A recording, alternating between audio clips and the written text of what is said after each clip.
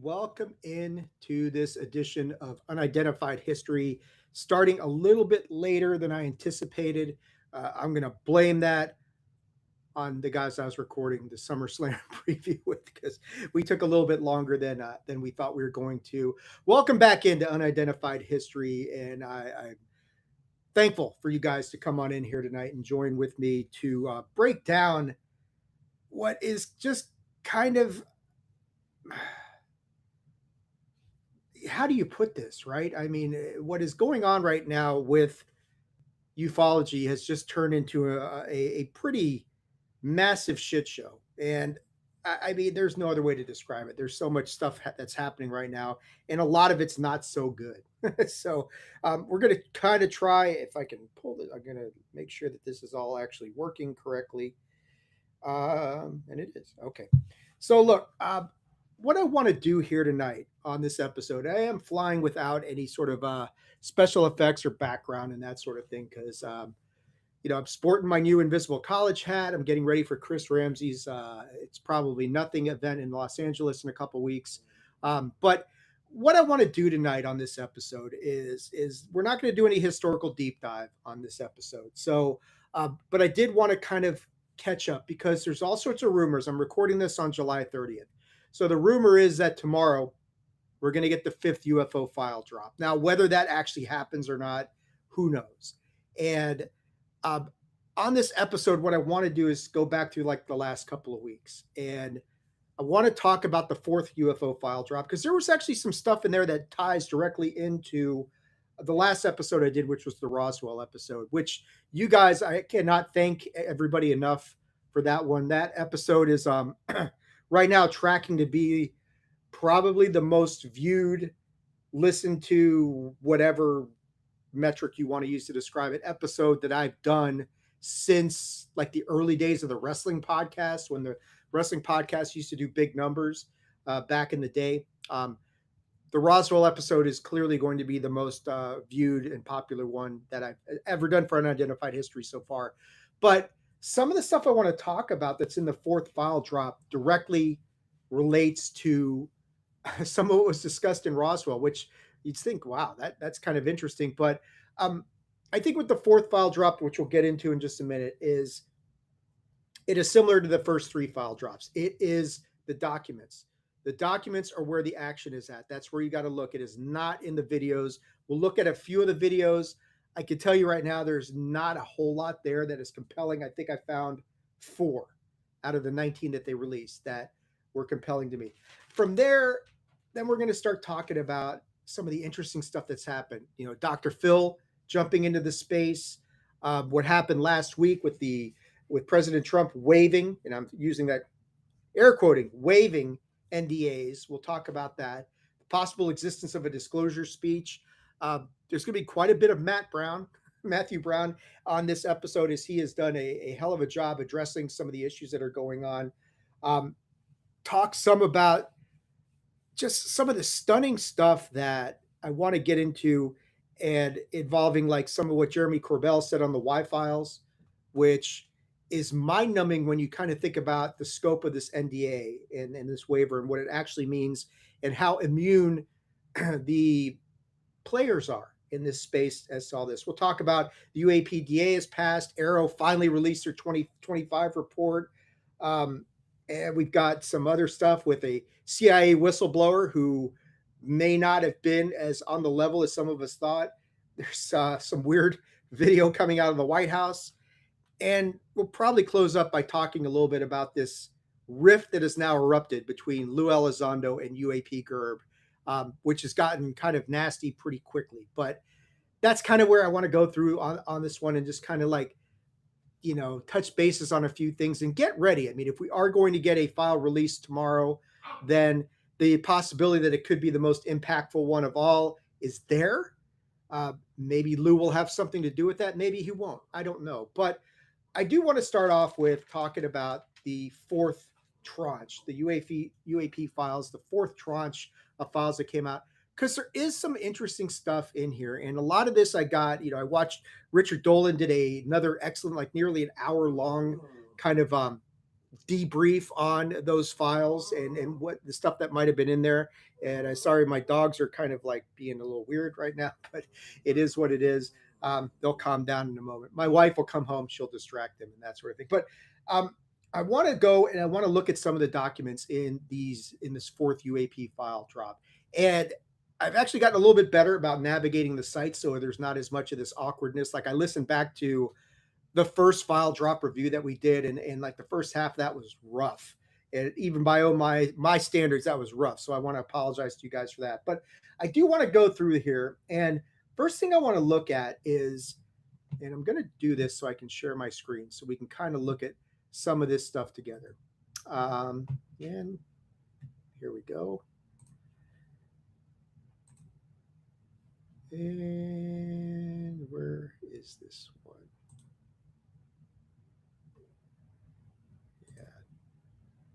No, that's not it. Okay. Well, off to a great start already. Where is this? This is the file that I'm looking for. Okay. So this one is labeled DOW UAP 094. So that is the identifying information for this file. And this is an interesting one because I'm going to scroll through here so you guys can see this. So they're talking about, going right here to the conclusions of this thing. And they're talking about, since the Air Force is responsible for control of the air and defense of the U.S., it is imperative that all other agencies cooperate in confirming or denying the possibility that these objects have a domestic origin. Otherwise, it is firmly indicated that there is no domestic explanation. The objects are a threat and warrant more active efforts of identification and interception. It must be accepted that some type of flying objects have been observed, although their identification and origin are not discernible. In the interest of national defense, it would be unwise to overlook the possibility that some of these objects may be of foreign origin. Now, obviously, it's very critical to know that none of these, nowhere in here are they stating these are extraterrestrial, these are alien or anything like that, right? Nobody's saying any of that sort of stuff. And I think that's probably one of the critical things. And that's kind of a repeated sort of thing that you run into on this entire everything in here. And this is coming from 1949 is when this document was created. So I think like one of the things that Richard was talking about was, and you can see through here, they're going through and they're like looking at some aspects of regarding flying object incidents, and they're talking about right here. They roughly fall into three categories: silver discs or balls approximating a Horton wing type aircraft, balls of fire of various colors and intensities, cigar or pencil shaped objects similar in appearance, the V2 type rockets in horizontal flight. There is a definite theme going through a lot of these records from this time frame that harken back to what was going on in Nazi Germany and some of the projects and programs that were coming out of there, which had some unique morphologies to the aircraft involved and saucer shaped, disc shaped, things of that nature. There's a definite theme of that. Now, here you see the possible origin of unusual flying objects. And so they get into some of the explanations that they're looking here. They're I told you the dogs would get in there. All right, so they've done their thing. Some of the stuff that they're talking about here is, they do consider a lot of this stuff to be Soviet in origin. Evidence from the performance characteristics attributed to the objects, that if they are foreign, then, it's most of the USSR. That's what they're actually looking at. And it is known that the USSR since 1945 enlisted the services of Dr. Gunther Bach, a German who headed all development of low aspect ratio flying wing type aircraft in Germany.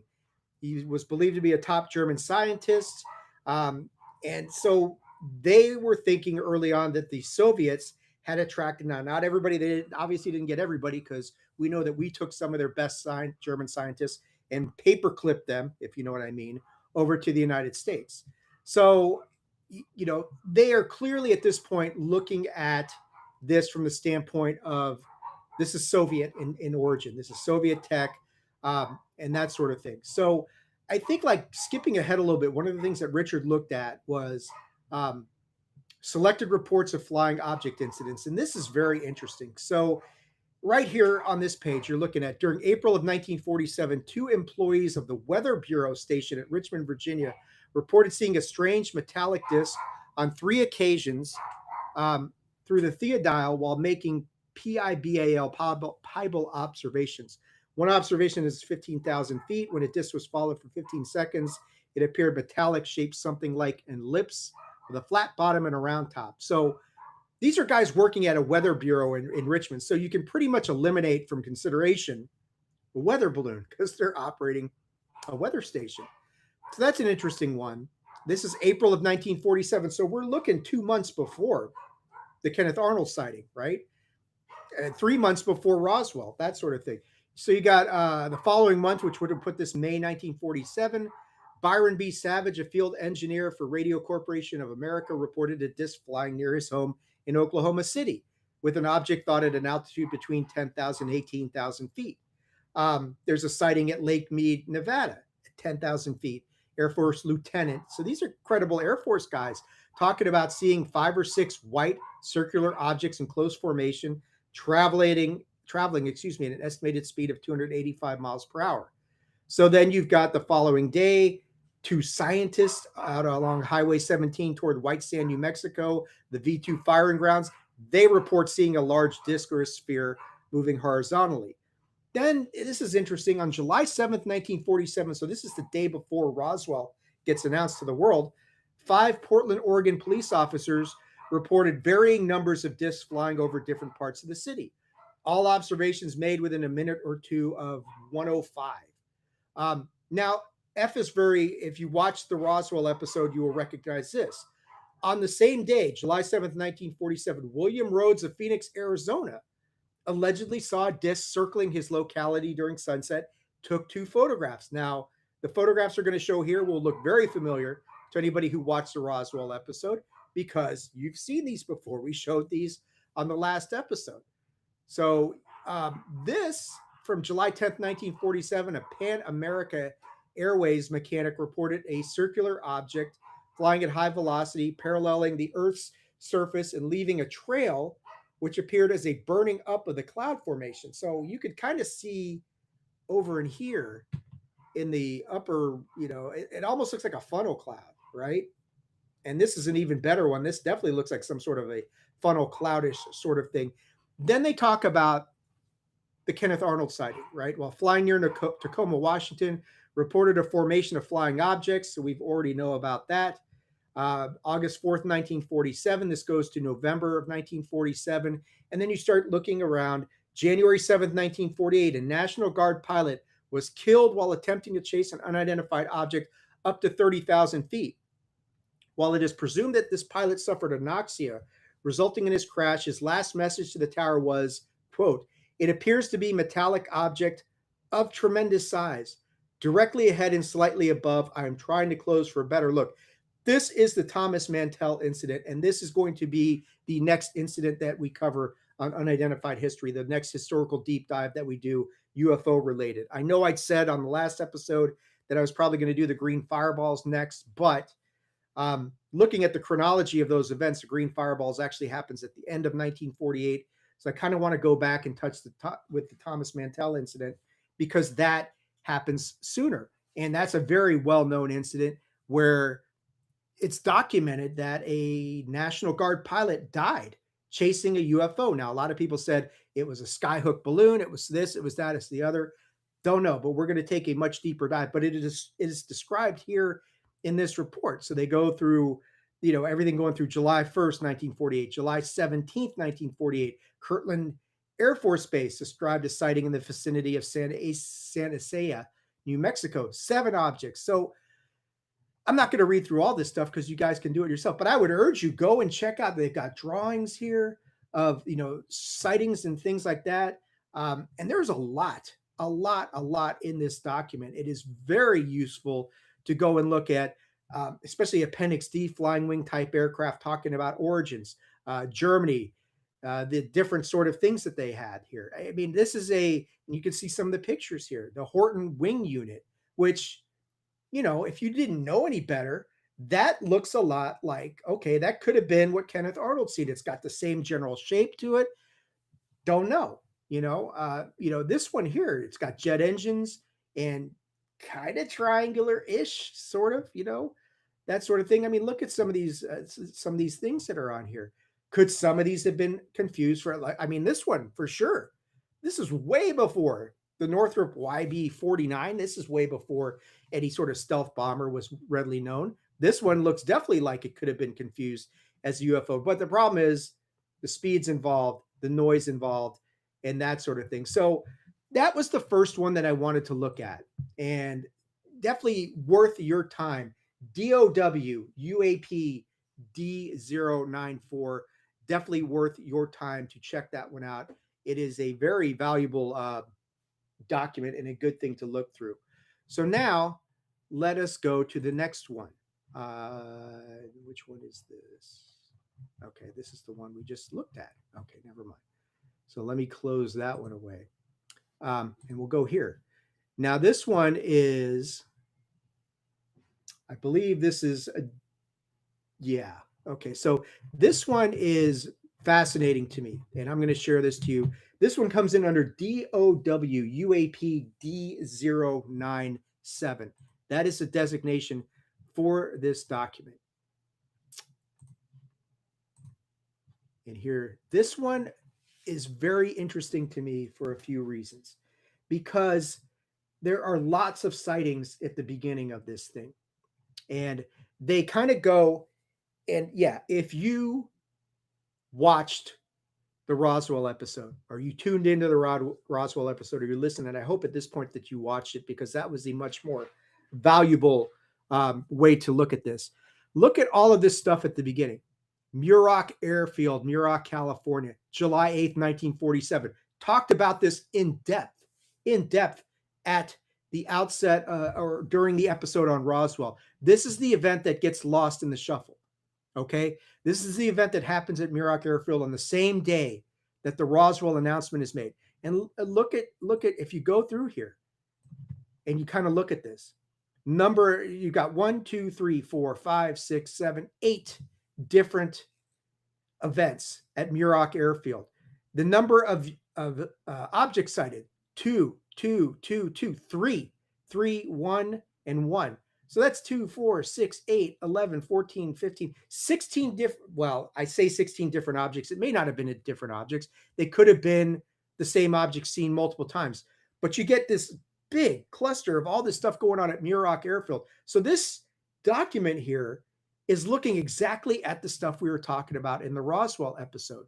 And you can go through all this stuff and just see all the various sightings in 1947. Now, ironically, all of this stuff is based after, now we've got July 4th, 1947.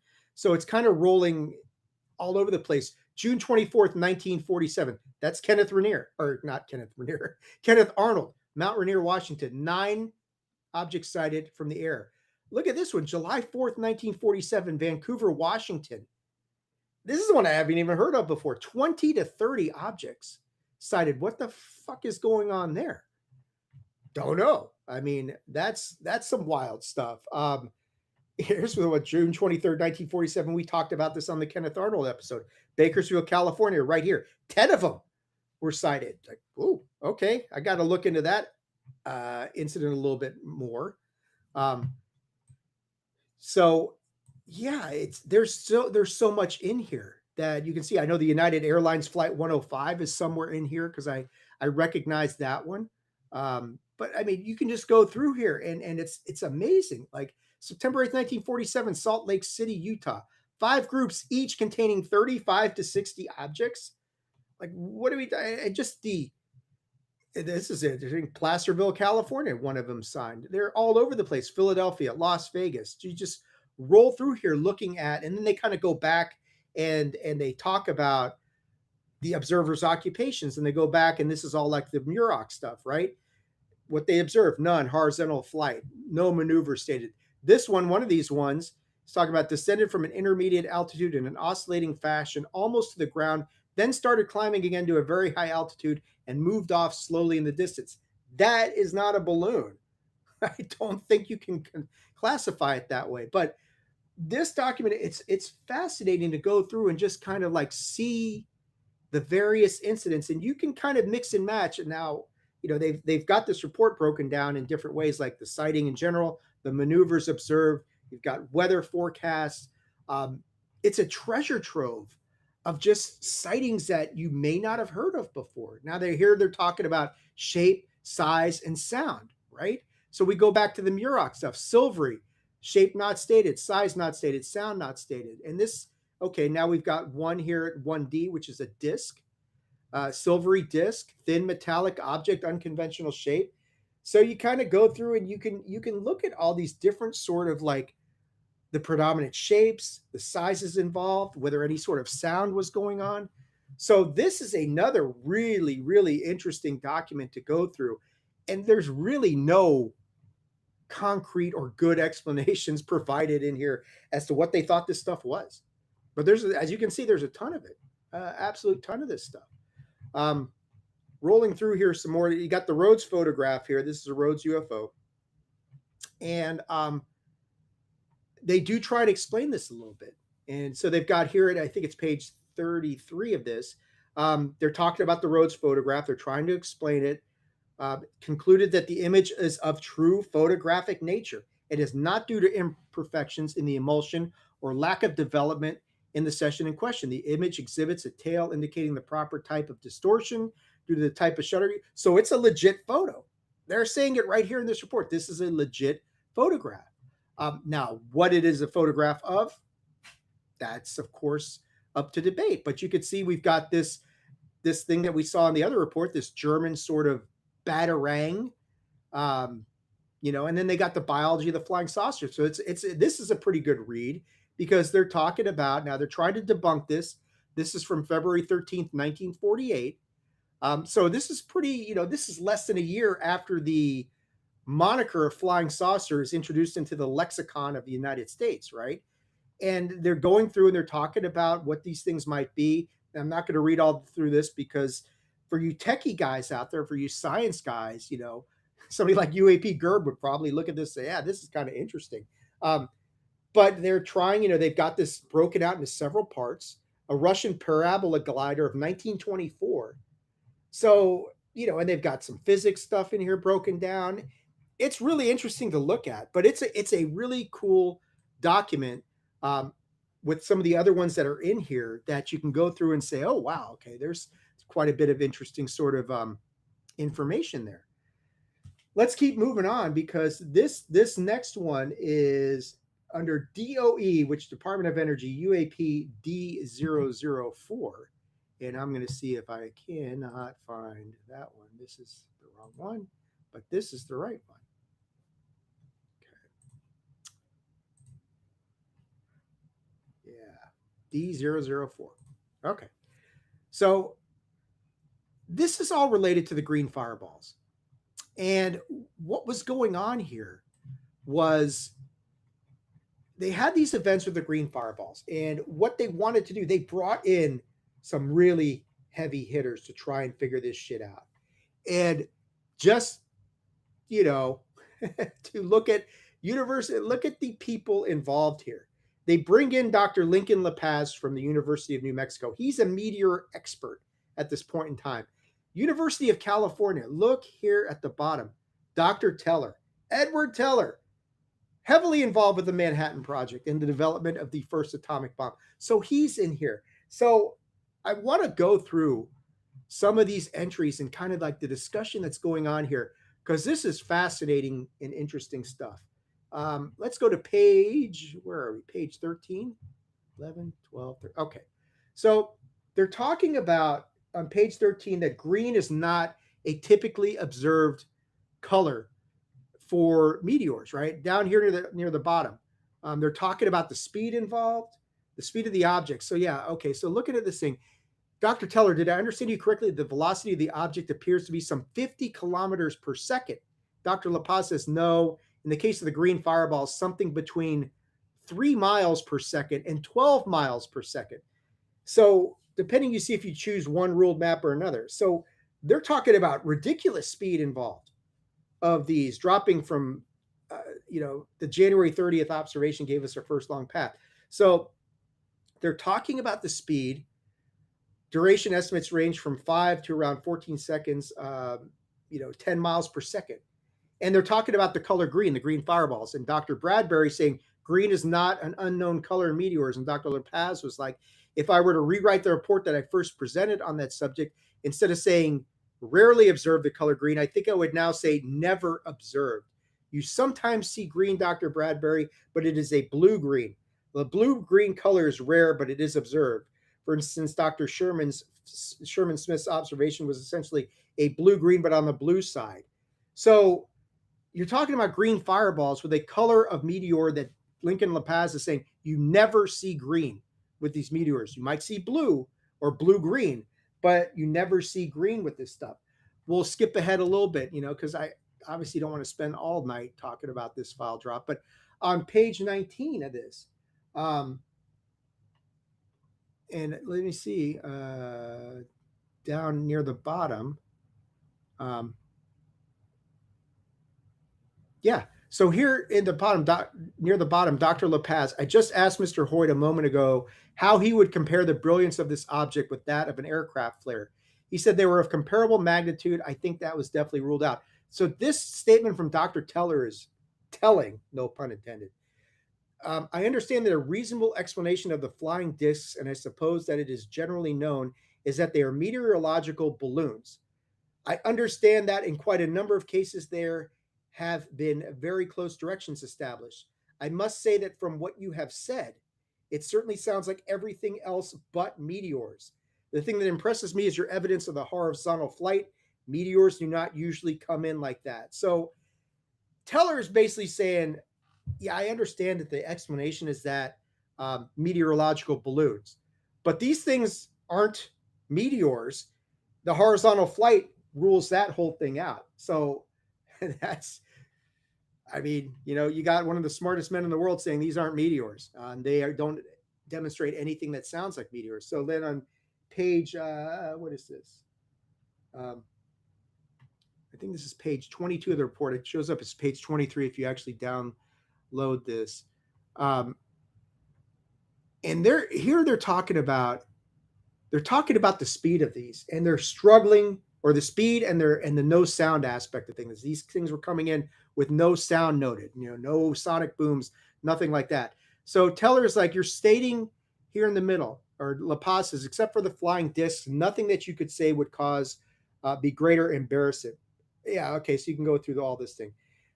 As long as we have the problem presented to you, maybe by thinking on this, will you come up with an idea? Of course, our entire connection started with Madeline Gwynn Merchant back in 1946. And LaPaz says, except for the flying discs, nothing that you could say would cause me greater embarrassment. I've actually had communications from Madeline myself. Dr. Teller, your statement of the absence of sound when this thing is gone apparently overhead at the distance of 10 miles within earshot of people. Dr. LaPaz, that seems incomprehensible, doesn't it, Dr. Teller? I'm glad to hear you say that, because that has been my feeling from the beginning. And we tried desperately to get confirming evidence whenever sounds were mentioned. No reports have been obtained. Dr. Teller, I must say that the admission in which one could get typical phenomenon in something in the light of Dr. LaPaz, Kaplan told me he was going to get one out of his old blow pressure tubes and begin experimenting. So they're talking about what sound does P2 make when it goes overhead. And LaPaz says, I can tell you what they make when they come down. And Commander Mandelkorn is like, I can tell you what they make when they go overhead at the height of about 1,000 yards. But anything man-made that passes overhead at the height of 8 to 10 miles at this speed could be inaudible. And Teller's like, you think it could be? And the current commander saying, I think it could be the only. Teller's like, even if it went at the speed of 10 miles per second. And then they're like, well, you see at that time, and you can tell they're struggling. They don't know how to come up with this. In the next page, Teller, you have to get a shock wave out of it. With a very small object, the shock wave would be smaller than, I've not made calculations on it, but it's just common sense. So you can go through here and read this yourself, and you run into some of the smartest people in the world at this point in time are looking at this and coming up with absolutely no explanation as to why these green fireballs. They're coming in horizontally. They're of a color that's never seen with meteors, and they're traveling at 10 miles per second or possibly faster, and none of them are making a sound. And you can just tell from reading through this, these guys are struggling to come up with a valid, reasonable explanation as to what the fuck is going on here. Um, Read it yourself, guys. It is another one of these fantastic and really interesting um, documents to read to try and figure out what are they doing. What the green fireballs aren't being explained very well. It's really interesting. The next one I'm going to look at here. Let's get rid of this one and go to here, which is designated as DOW UAP D095. Now, this one's a little bit more technically based and not as sensational, I would say, as the last one, but it's still interesting from the historical standpoint of flying saucers and where these things come from and kind of the various explanations that were being promulgated for what these things are, the more prosaic explanations, what they thought these things were, where they might have been coming from, the different programs that might have been involved. You'll see a lot of discussion here. It appears that the chances of success are good for Project Y or Project Ladybird, as it is known as in the United States Air Force. If this is a case of breakthrough in the aeronautical state of the art has occurred, which will, and this is really interesting to listen to. And let me see now, when was this report made? This was DOW D095. So when did this one come out? Because I think that's important to kind of keep in mind as to when the general, when some of these reports were issued. And let's see, they're not coming up with this. Okay, it's probably back on page 1. But yeah, D04. Not sure where this one is. But anyway, let's go back and just kind of because what they're talking about here is some of these explanations. So they're talking about the development of these unique programs. And they're saying in conclusion, it appears that the chances of success are good for Project Y or Project Ladybird, as is known in the United States Air Force. Okay. If this is the case, a breakthrough in the aeronautical state of the art has occurred, which will revolutionize aircraft design and air warfare. If we accept the possibilities of such designs, then we must also conclude that the Soviets must at the least have the capability to have such aircraft almost as soon as the Western nations. At the other end of the possibilities, we must consider the chance that the Soviets are several years ahead of the US at this time. Perhaps one of the most important results of this investigation has been that such unconventional aircraft are not considered as fantastic as previous, and the emphasis will shift from disproving flying saucer reports to proving such reports. The effect of a successful flight will be far-reaching. A new look will have to be taken at the design of many categories of military equipment, i.e. radars, guided missiles, armament, anti-increment. So this is really interesting because while this is not extraterrestrial or NHI in origin, they're basically saying in this report that, and I'm sorry, I don't exactly know when this would happen. I think this is later, like in the 50s or something, that this report came out. But they're basically saying we've made a state-of-the-art breakthrough in aircraft design and air warfare. We think the Soviets probably have done this as well, if not done it a few years ahead of us. So they're admitting in this report or acknowledging in this report the possibility that the Soviets have leapfrogged them at this point in time. But now they want to go from disproving flying saucers because, well, we really don't know what they are. Well, now let's establish them. Let's prove that these things are real. But as you could tell over the years, they shifted away from that because none of that stuff really came to pass. They never went out of their way and says, yeah, the flying saucers are a state-of-the-art breakthrough in our technology or aeronautical design. They never really do that. As you roll through this DOW UAP D095, and you get over to like page 18, they go into more detail about Project T or Project I2 or Y2 in Canada and Project Ladybird by the United States Air Force, designated as a flat vertical takeoff supersonic gyroplane. Okay. Things that we still haven't heard a whole lot about. going over here to, this is on, what is this, page 20. You've got the general characteristics, and they're talking again about whether or not the Soviets are ahead of us, whether they had leapfrogged us in this technology. So it's very interesting. Let's keep rolling through the report, getting a little bit farther down the line. Okay, this is about page 35. I don't expect you kids to be taking notes at home. There will be no pop quiz on this. So um, this is one that Richard Dolan talked about this. I think this was in his book, and he talked a lot about this incident, and it's well known, and they provide some more information here. So on July 6th, and this is, I believe, 1951, if I remember correctly, this Newfoundland incident. So that it's a reporting of an unidentified airborne object in the Newfoundland area. I believe this is, July 6th. And at the time of the sighting, a radar in the same area obtained a radar return of an object which apparently was identical to the one the KC-97 crew had under visual observation. A committee appointed by this directorate to evaluate the sighting reviewed reports summarizing the incident by the Northwest Air Command. The committee tentatively attributed the sighting to electrical phenomena and visual misinterpretation by air crew members. So, okay. At the same time, however, the committee discussed the possibility that the object might have been a high-performance unconventional aircraft. Okay. This directorate is of the opinion that the development of such an aircraft by an unfriendly nation would constitute a serious technological threat to the United States, and therefore every effort must be made to identify sightings in the future. They also say in this report that, two here, in its discussion of methods to be used to obtain identification of objects sighted in similar fashion in the future, the committee concluded that the method possessing the most likelihood of success would be interception of the object by fighter aircraft, and recommended that in the event of future incidents of this nature, fighters within range be scrambled without delay. So they're basically saying, if this shit happens again, go up there and shoot them down.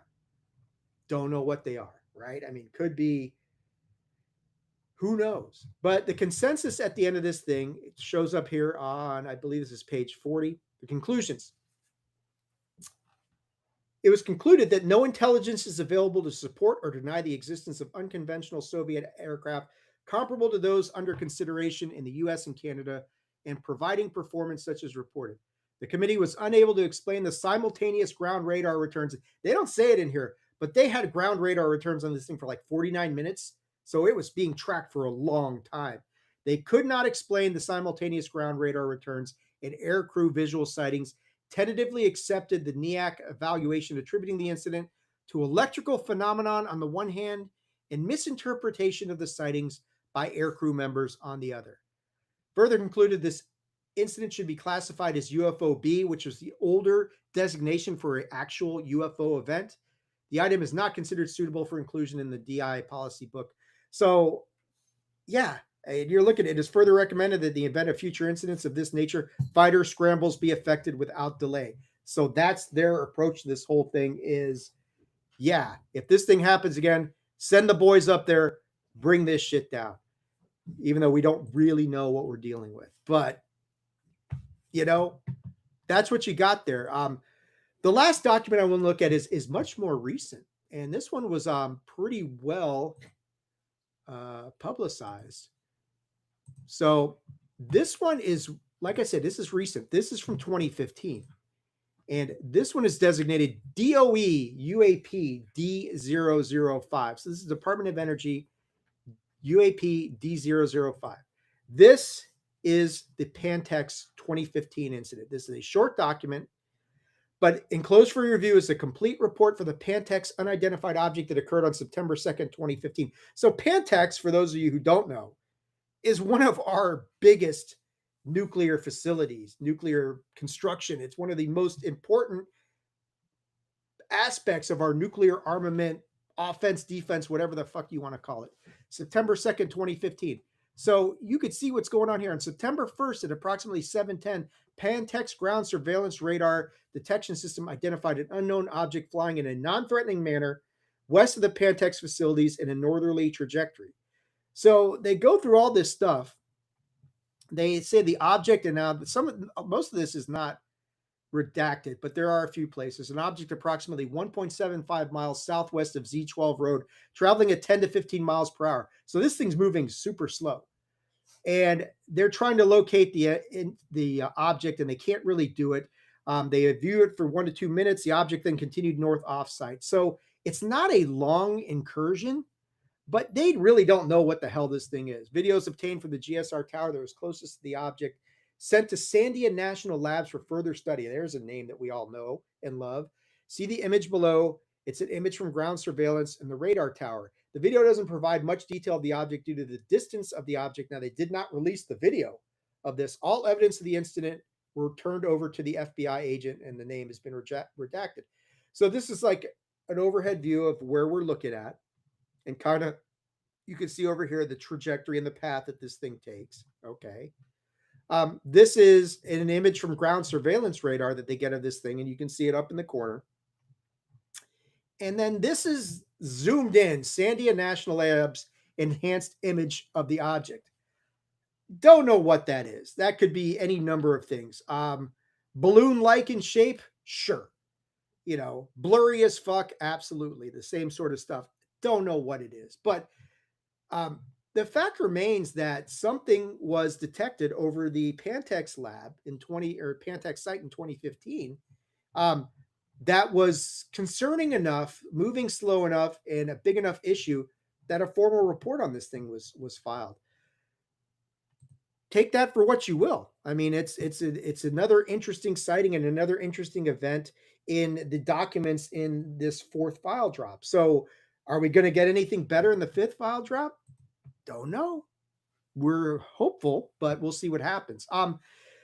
Let's I'll go through the videos because by and large, most of these are just not that impressive. And that's been the case with a lot of these things. Most of these aren't that impressive. So let's go and look at some of these videos, and you guys can make it up your own mind. So this one is I want to find this one first.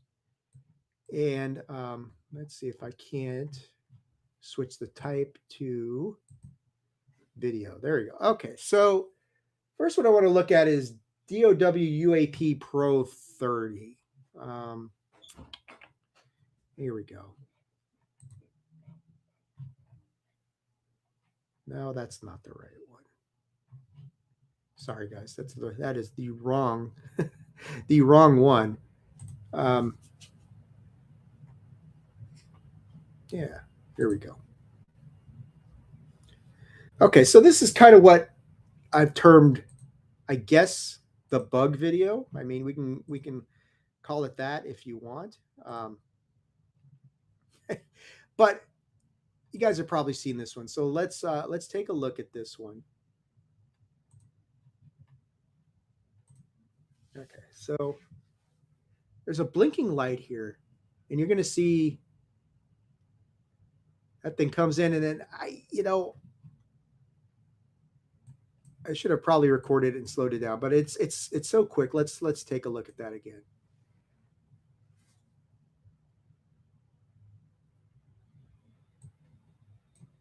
Okay, so here we go again. So don't know what the hell that thing was.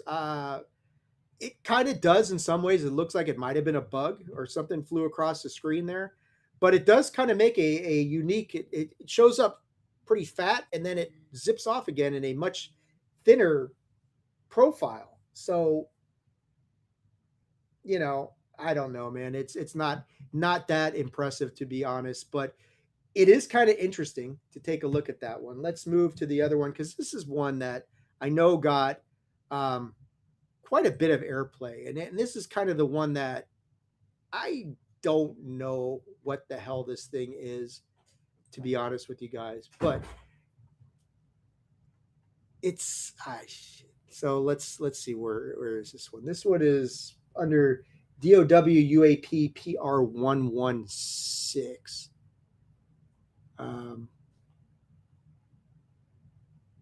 If we can find it.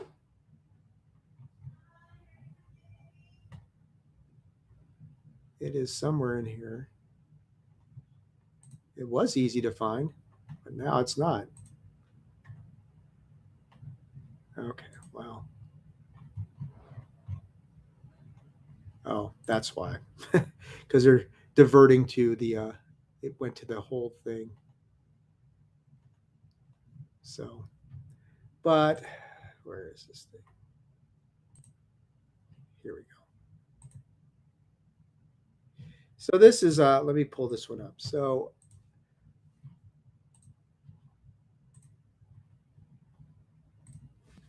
this is one that I think a lot of people have seen, right? And it's 30 seconds and they're going to zoom in on this thing. And as they get closer, you start to get a better idea, or sort of, as to what are we looking at here? Um, People have described this as a deformed balloon. And I think that's a pretty accurate description, because look at this thing. I mean, it is very strange looking. Like, what in the hell are we looking at? I'm going to pause it here. Some people have called this a Lego because it looks like up at the top you've got one thing and then like this connector and then something on the bottom. Could this be a massively deflating balloon? It could. I mean, it could be, and then it just kind of goes off screen. Um, yeah, dude, I don't know what the hell that thing was. I mean, that could have been any number of things. Could it have been a deflating balloon? Sure. Could it have been, something like a jellyfish UAP sort of thing? I guess. But it's not very compelling. That's for sure, as to what that thing might have been. Your guess is as good as mine, but it's a weird one to be sure. Probably the weirdest one out of any of the ones that we saw on here was that one. Um, but it's like so many of the videos on here. They're not that impressive, and they don't really show you much. And a big problem is all the metadata is scrubbed from this thing, so you have no way of looking at these things and getting any sort of idea of speed, of location, of anything that might enable you to make an intelligent analysis as to what the hell these things might be. So that's a big problem. This is a weird one. This is DOWUAP PR101 from the South China Sea in 2024. Now this one goes on for about a minute and 45 seconds. So let's take a look at this one. This is another kind of weird one. And I will try, and so they're tracking something. You can see they're tracking this thing here. And it kind of slows down, and now they're going to start zooming in on this thing. And it's like, okay, what is this thing? Now, is this a giant bird formation?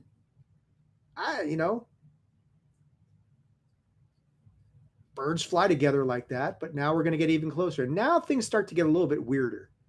So they're tracking this thing, and of course they've lost it, but now they've got it back. Now, don't know.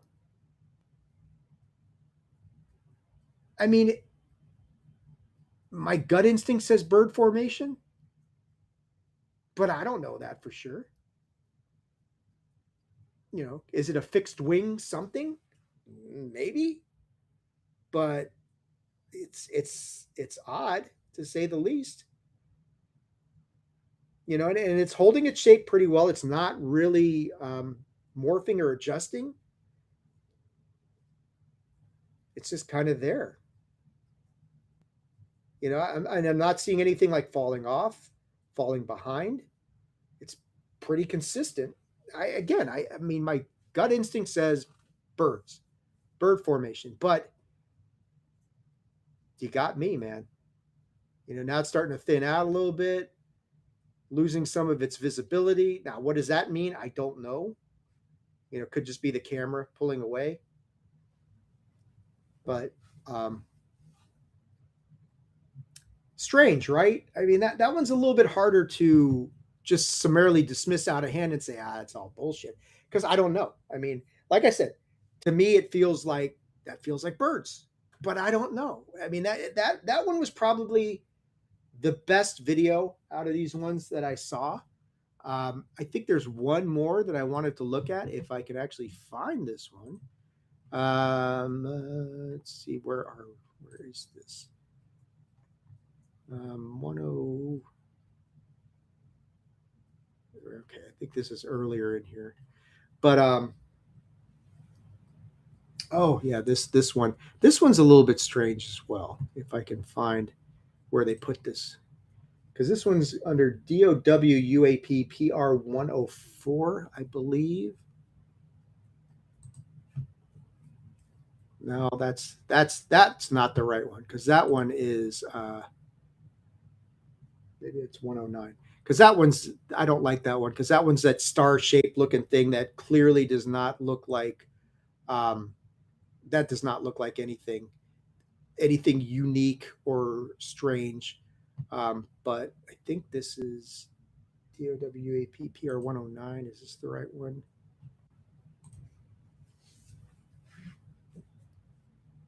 Hold on a sec. I'm looking ahead and making sure that this is the one I'm thinking of before I share it with you guys, because I think this is the right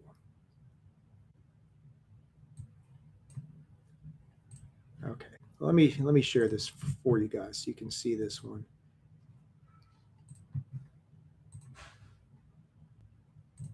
Okay, so this is only like 20 seconds, and they've got some inverted sort of something going on, and they're trying to track something.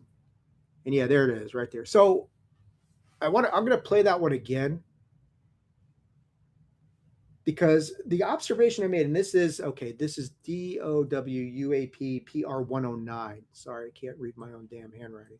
But let's take a look at this one again, because one of the weird things about this, the thing I noticed about this one, is that when this thing comes into view, like right there, and it flies by. Now, to me, that kind of reminded me a little bit of the, yeah, there it goes. That kind of reminded me of the video from they slowed it down so you got to see it a second time. But it kind of reminded me of that video, Pilot in Chile, where they take that really one of the better UFO videos that we've seen of all time, where the UFO flies by the plane, the propeller plane. And it looks kind of like a manta ray sort of thing. So when I watch that, I'm thinking, well, that kind of looks like an infrared version of that to a certain extent, but you can't be sure of what it is. But those are like, out of the 19 videos they released, 4 of them. I saw 4 of them. Those 4 that I showed you are the only ones that really kind of impressed me. But what I want to do now is, that's pretty much the 4th file drop. Now, one of the weird things that happened is, after the files came out, and after they were all, right after they came out, an unlikely person entered this UFO space, and started talking about all this stuff. And that unlikely individual was none other than Dr. Phil McGraw.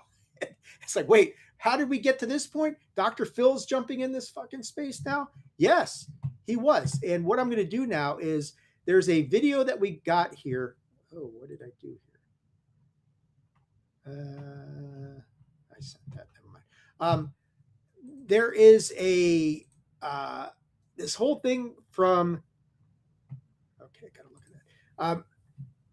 So this is Dr. Phil. He comes on News Nation after this whole thing goes down, and he talks to News Nation about these file drops. And I'm going to play this for you, because this is, of course, very interesting. Like, Dr. Phil, of all people to jump in on this thing, Dr. Phil. Okay, why not? Let's take a look at this thing. Let's see what Dr. Phil has to say about all of this stuff. Moments ago, I spoke with Dr. Phil McGraw, who got a first look at these files. Dr. Phil McGraw with us tonight. Hello, sir. Dr. Phil, thanks for being with us. So you got an early look at this, the 4th release, and you've gone through it. What is your big takeaway? I have, Blake, and I'm glad to talk to you about it. It's good to talk to you. Yes. What's the big takeaway?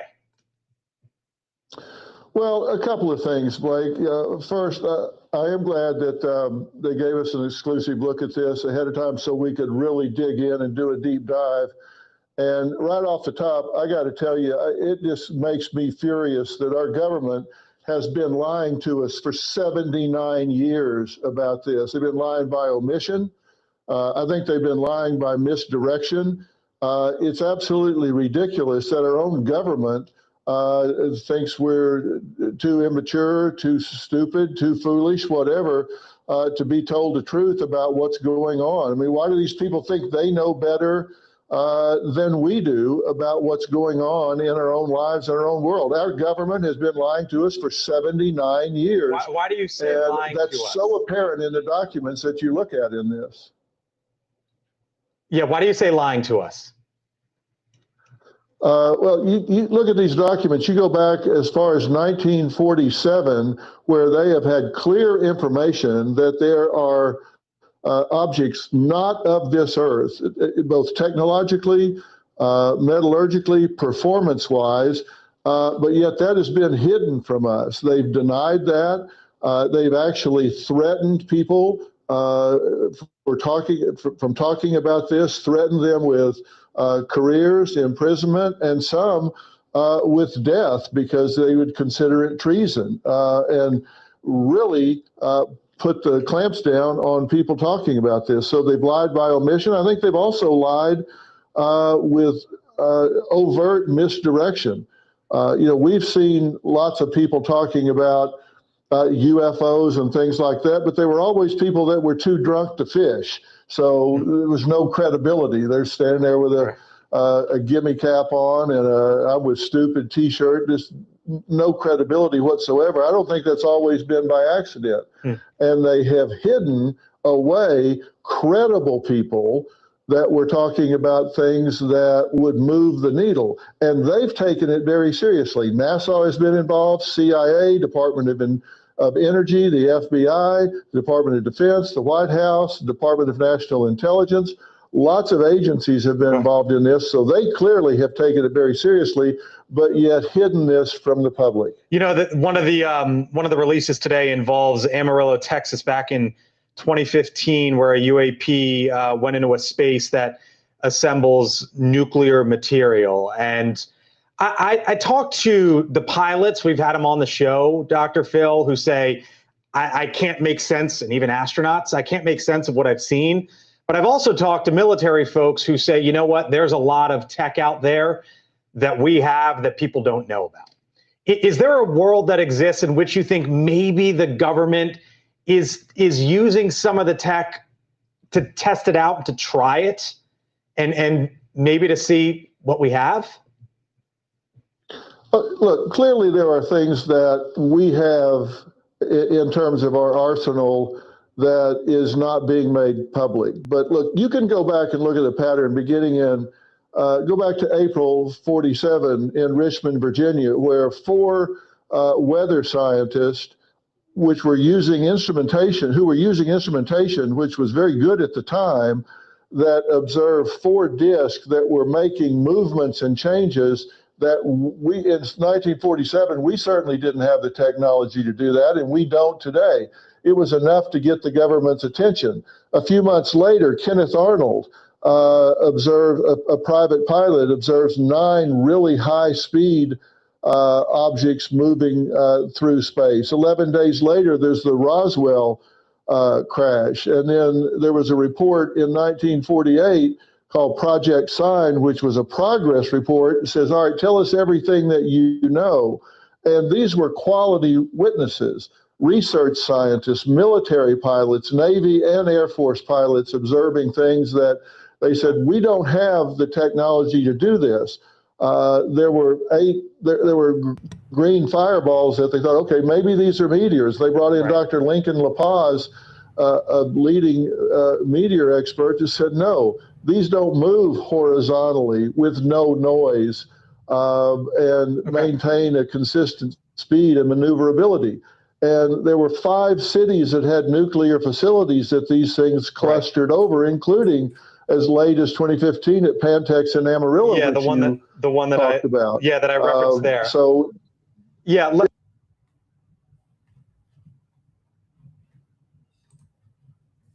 So a lot of what Dr. Phil talked about there was what we just discussed in the records, right? And I think we had got into that, and he's talking about the weathermen in Richmond, Virginia, who saw the 4 weather things, right?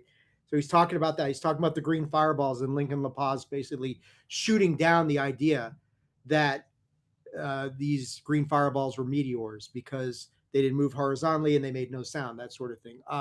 So he's saying all the interesting things about this the stuff that's in the fourth file right now. He got an advanced copy of that. Donald Trump apparently sent that to him with a note that says, "Have fun with this." So it's the same thing with Trump, and that's why I kind of like the title of this episode is like, have we entered the end game for the disclosure? Is this the end game for the disclosure movement? Because something is happening. And as we go along with the rest of this episode here, it becomes really apparent that something is happening. We are moving in a certain direction.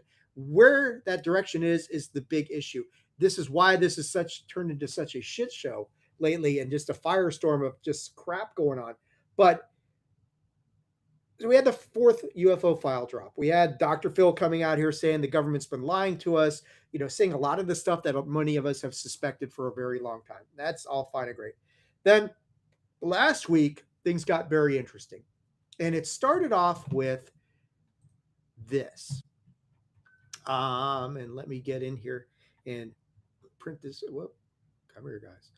Okay, so this article here kind of got a lot of people talking. And this is Donald Trump's kind of like the Pentagon released the fourth batch of UFO files, right? And then we had this thing that Fox News, in this article from Fox News, I think they were the first ones to report on it. And they said President Donald Trump has directed federal agencies to waive prior non-disclosure agreements for former government employees and contractors cooperating with unidentified anomalous phenomena. Now, here is the trick to this whole thing. President Trump recently directed the Department of War and the intelligence community to allow former government employees or contractors that have relevant information about the disclosure of UAP to come forward to meet with designated government representatives. And here's the kicker. AARO or the President's UAP Task Force pursue and have their prior NDAs abrogated, a senior administration official said, with AARO referring to the All-Domain Resolution Office the Pentagon established to investigate UFOs and other unidentified anomalous phenomena. Now, we'll talk about Lou Elizondo a little bit later on, but one of the video responses that he did to this whole thing that's going on between him and Gerb that we'll get into is in the first part of that, Lou, and I'm not going to play Lou's video because I know Lou has had some propensities to go after people for copyright issues, and I just don't need that harassment in my life right now. But the thing about this is Lou had a very good point that going to AARO, who he's already been to, it is an agency that a lot of people do not have trust or faith in for good reason. And the Pursue Task Force, nobody even really knows who's on the Pursue Task Force right now. I've asked people, who's on the Pursue Task Force? No one seems to know who's actually there. So, you're dealing with the devil that which is AARO, which has a very checkered history. And we'll talk a little bit about some more stuff with AARO in a minute. Or you've got the unknown with the Pursue Project, and we just don't know enough about them to know whether they can be trusted or not. So there's really nothing here. And the other thing is that Kirk McConnell has been saying forever that any of these whistleblowers could come forward and talk to Congress anyway. That was nothing new. Now they're just trying to funnel you into a certain lane to stay in, right? And then things get a little bit even more spicy when Chris Sharp from the Liberation Times, he puts out this article, and this kind of caught people by surprise a little bit. And let me put this up here because we thought, this is nonsense, right? Maybe not. Because as Chris posted on here, on the brink, UFO disclosure speech believed to have been prepared for Trump amid expanding White House push. Chris, of course, always done tremendous work. And this is written on July 21st, on the brink or facing another false dawn. And that's kind of the theory or the theme of this episode is like, are we at the end game for disclosure, or is it just the end? Or, if you want to stick with the MCU and the whole Avengers sort of theme, is it Endgame or Doomsday? It could be either, right? I mean, that's the way to look at this thing. It's difficult to tell. I agree with Chris. Liberation Times understands from multiple sources that a presidential speech confirming that some UFOs are of non-human origin has been prepared. Whether President Trump ever delivers it is anyone's guess. And that's the big rub is, I imagine that several presidents have probably gone down this path to give a speech about disclosure, or maybe even just came up with something in the event that the aliens ever showed up one day, right? Trump, he has little personal interest in the subject. That's pretty apparent. He's sending stuff out, and we'll look at some travesty of a White House video a little bit later on and just, shake your head and say, what the fuck is going on? But, there's a lot of UAP disclosure advocates operating, and Chris talking about this, some operating independently of one another or lobbying the Trump White House to go beyond the measures announced so far, which are the 4 file drops. Does that mean we're going to get a 5th file drop? But the point of all this is that you got these 2 things going on at once, right? And you've got Trump waiving the NDAs as long as you go through his designated channels. And then they've also got this aspect of things that, well, maybe Mark Christopher Lee was kind of sort of right in a roundabout sort of way, and there is a disclosure speech out there, but would Trump ever deliver it? Why would he deliver it? When would he deliver it? If he delivers this disclosure speech, he is going to do it strategically for maximum effectiveness. Now, what that maximum effectiveness might be, I don't know. I mean, I could think of a few things out there. You've got the war in Iran that is not going very well. You've got the midterm elections that are coming up that may not go so well for the Republicans if things stay along the certain path that they're on right now. So you've got all these things going on. Where would Trump gain the maximum effectiveness by delivering this disclosure speech? More on that in a little bit. But I think we're going to shift right now to, let me stop sharing that.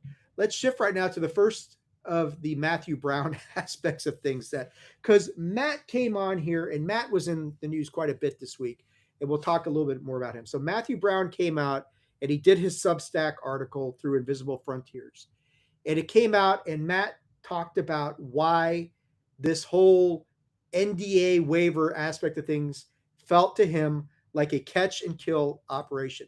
Now look, if you, oh, that's the wrong way. Let me pull this up. So we got to get over here. Here we go. Okay.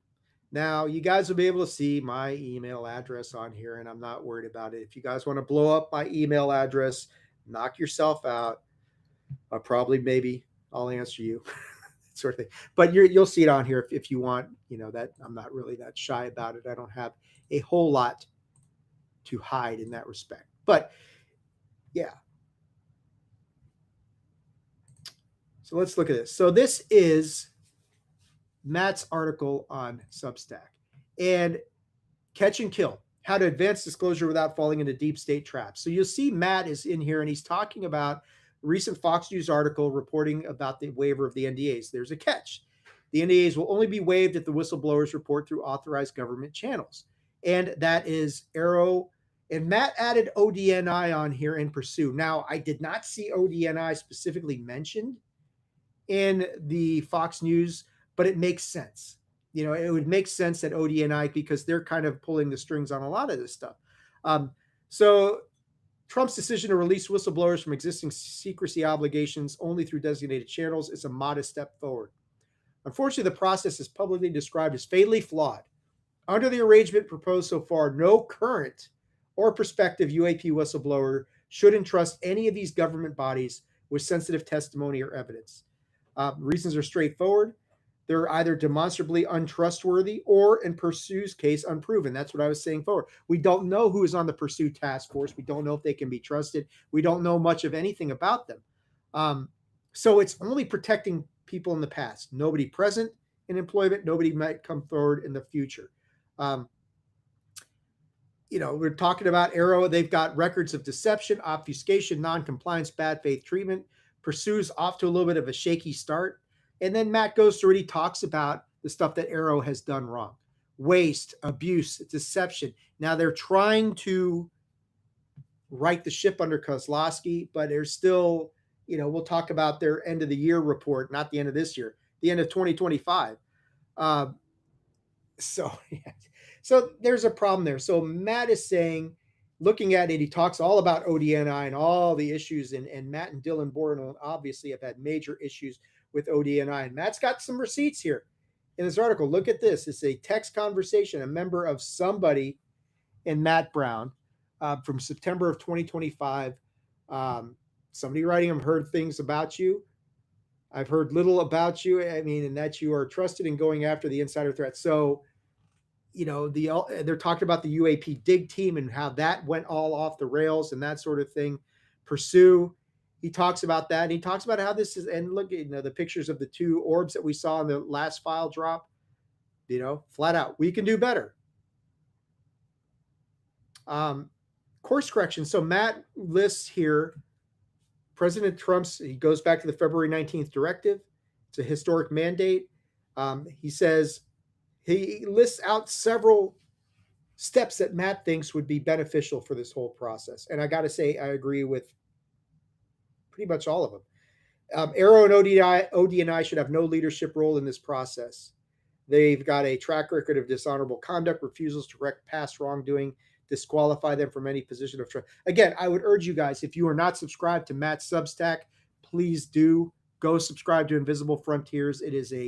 He does magnificent work. I mean, Matt's one of the best writers in the space right now. 2, this presidential directive should permit protected disclosures directly to members of Congress and authorize congressional staff, including those serving on relevant and I've said this too.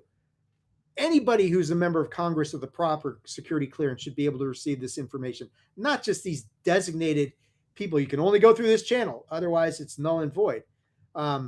3, before making a disclosure, UAP whistleblowers should receive written instructions detailing precisely which secrecy obligations are waived, which subjects may be discussed, who may receive the information, and what legal protections will apply. Sounds reasonable. 4, UAP whistleblowers should be offered meaningful protections. These should include immunity from retaliatory prosecution, protection against adverse actions affecting security clearances, employment or personnel status, and access to independent counsel. And I would add in there reimbursement for improper conduct or improper retribution or corrupt acts. And we're going to get into that in a minute. 5, every protected disclosure and all accompanying evidence must be preserved under a documented chain of custody and immediately reported to the appropriate congressional oversight bodies. Without these safeguards, the process risks repeating the established pattern of subversive officials receiving material testimony from whistleblowers only to bury, distort, destroy, or improperly classify it. 6, firm deadlines must be established for declassification, review, and public release. 7, the president should consider a bolder approach, cutting out the middleman altogether and creating a White House task force with the authority to identify, review, declassify, and release records concerning UAP, NHI, TUO, and related matters across all elements of the executive branch. TUO, by the way, technologies of unknown origin, if we're getting into acronyms. So I firmly believe you need an independent review board to do this stuff, to take a look at this stuff and kind of be able to do a better job of, reviewing this stuff and giving somebody other than these designated agencies who, again, like Matt was correct, one of them's unproven, one of them's been proven to be a problem and not the most reliable. And, you've got those sort of issues. So that was something that's interesting. And I want to tie this together because there's some other information here that is concerning on this front about NDAs, about waivers, about how far does this go? What kind of protections? Should these guys just come forward and say, fuck it, and drop all the goods? What is the risk to them? The risk is pretty fucking high, pretty damn high, because we're going to get into this right here. I want to play a couple more videos. One of them is from Jeremy Corbell's appearance on the Y-Files, which is eye-opening. The other one is the part of UAP GERB's interview with Ross Coulthard, where he talks about where him and Ross have a conversation about just how insane it is that the president really doesn't have any power in this entire situation. It's a joke. So I want to play these for you guys. And I think it's crucially important because it really, and I've got some information, my own research that I did on this, that really will make you think about, good God, are these intelligence agencies truly above the law? Because it sure seems that way. So let's get into this first. Oh, that's not the right one. This is the right one. Okay. So this is from Jeremy Corbell's recent appearance on the Y Files. So let's take a look at this and give this a watch. That would be a covert harassment. We don't know who did it. We know who did it. Well, I don't know specifically who did it. Yeah, or what agencies would be involved. But clearly they wanted to send a message. Don't go forward with this. And he went forward with it. He thought it was important. Yeah. So I trust him. I know he's telling me the truth. He's talking about Matt Brown to the best of his. He doesn't have a big picture on all this, but he's got part of it. From the jump, I always felt like he was telling the truth. Yeah. He always seems like he's just trying to do the right thing. Like he reported it right away. He did. And his supervisor said, "Don't worry about it." Dylan Borland, man, he went into ICIG, right? This is a guy, like, I know him very well now. He went in and did an official whistleblower ICIG, did drawings for them of everything that he was exposed to, which I now know because of what was said to me by ODNI. I now know part of it was a pyramid-shaped, I guess, a power source with a symbols on it or something like that. And he drew that for ODNI. So if he's out here like a ruse, would you go into the police of the intelligence community? Hell no. Right. This is not a career enhancing thing. No. And he had worked a long time, high roles of responsibility, Dylan did, and he thought this was really important. And he's had also these types of reprisals, these things that have been done to him. Just little messages. Yeah, man. Some of it's gnarly. You can never prove it. Part of the thing is, maybe they want you to look like paranoid or unhinged. Sure. But, I know a lot of these guys, and they've all had issues that are not normal issues.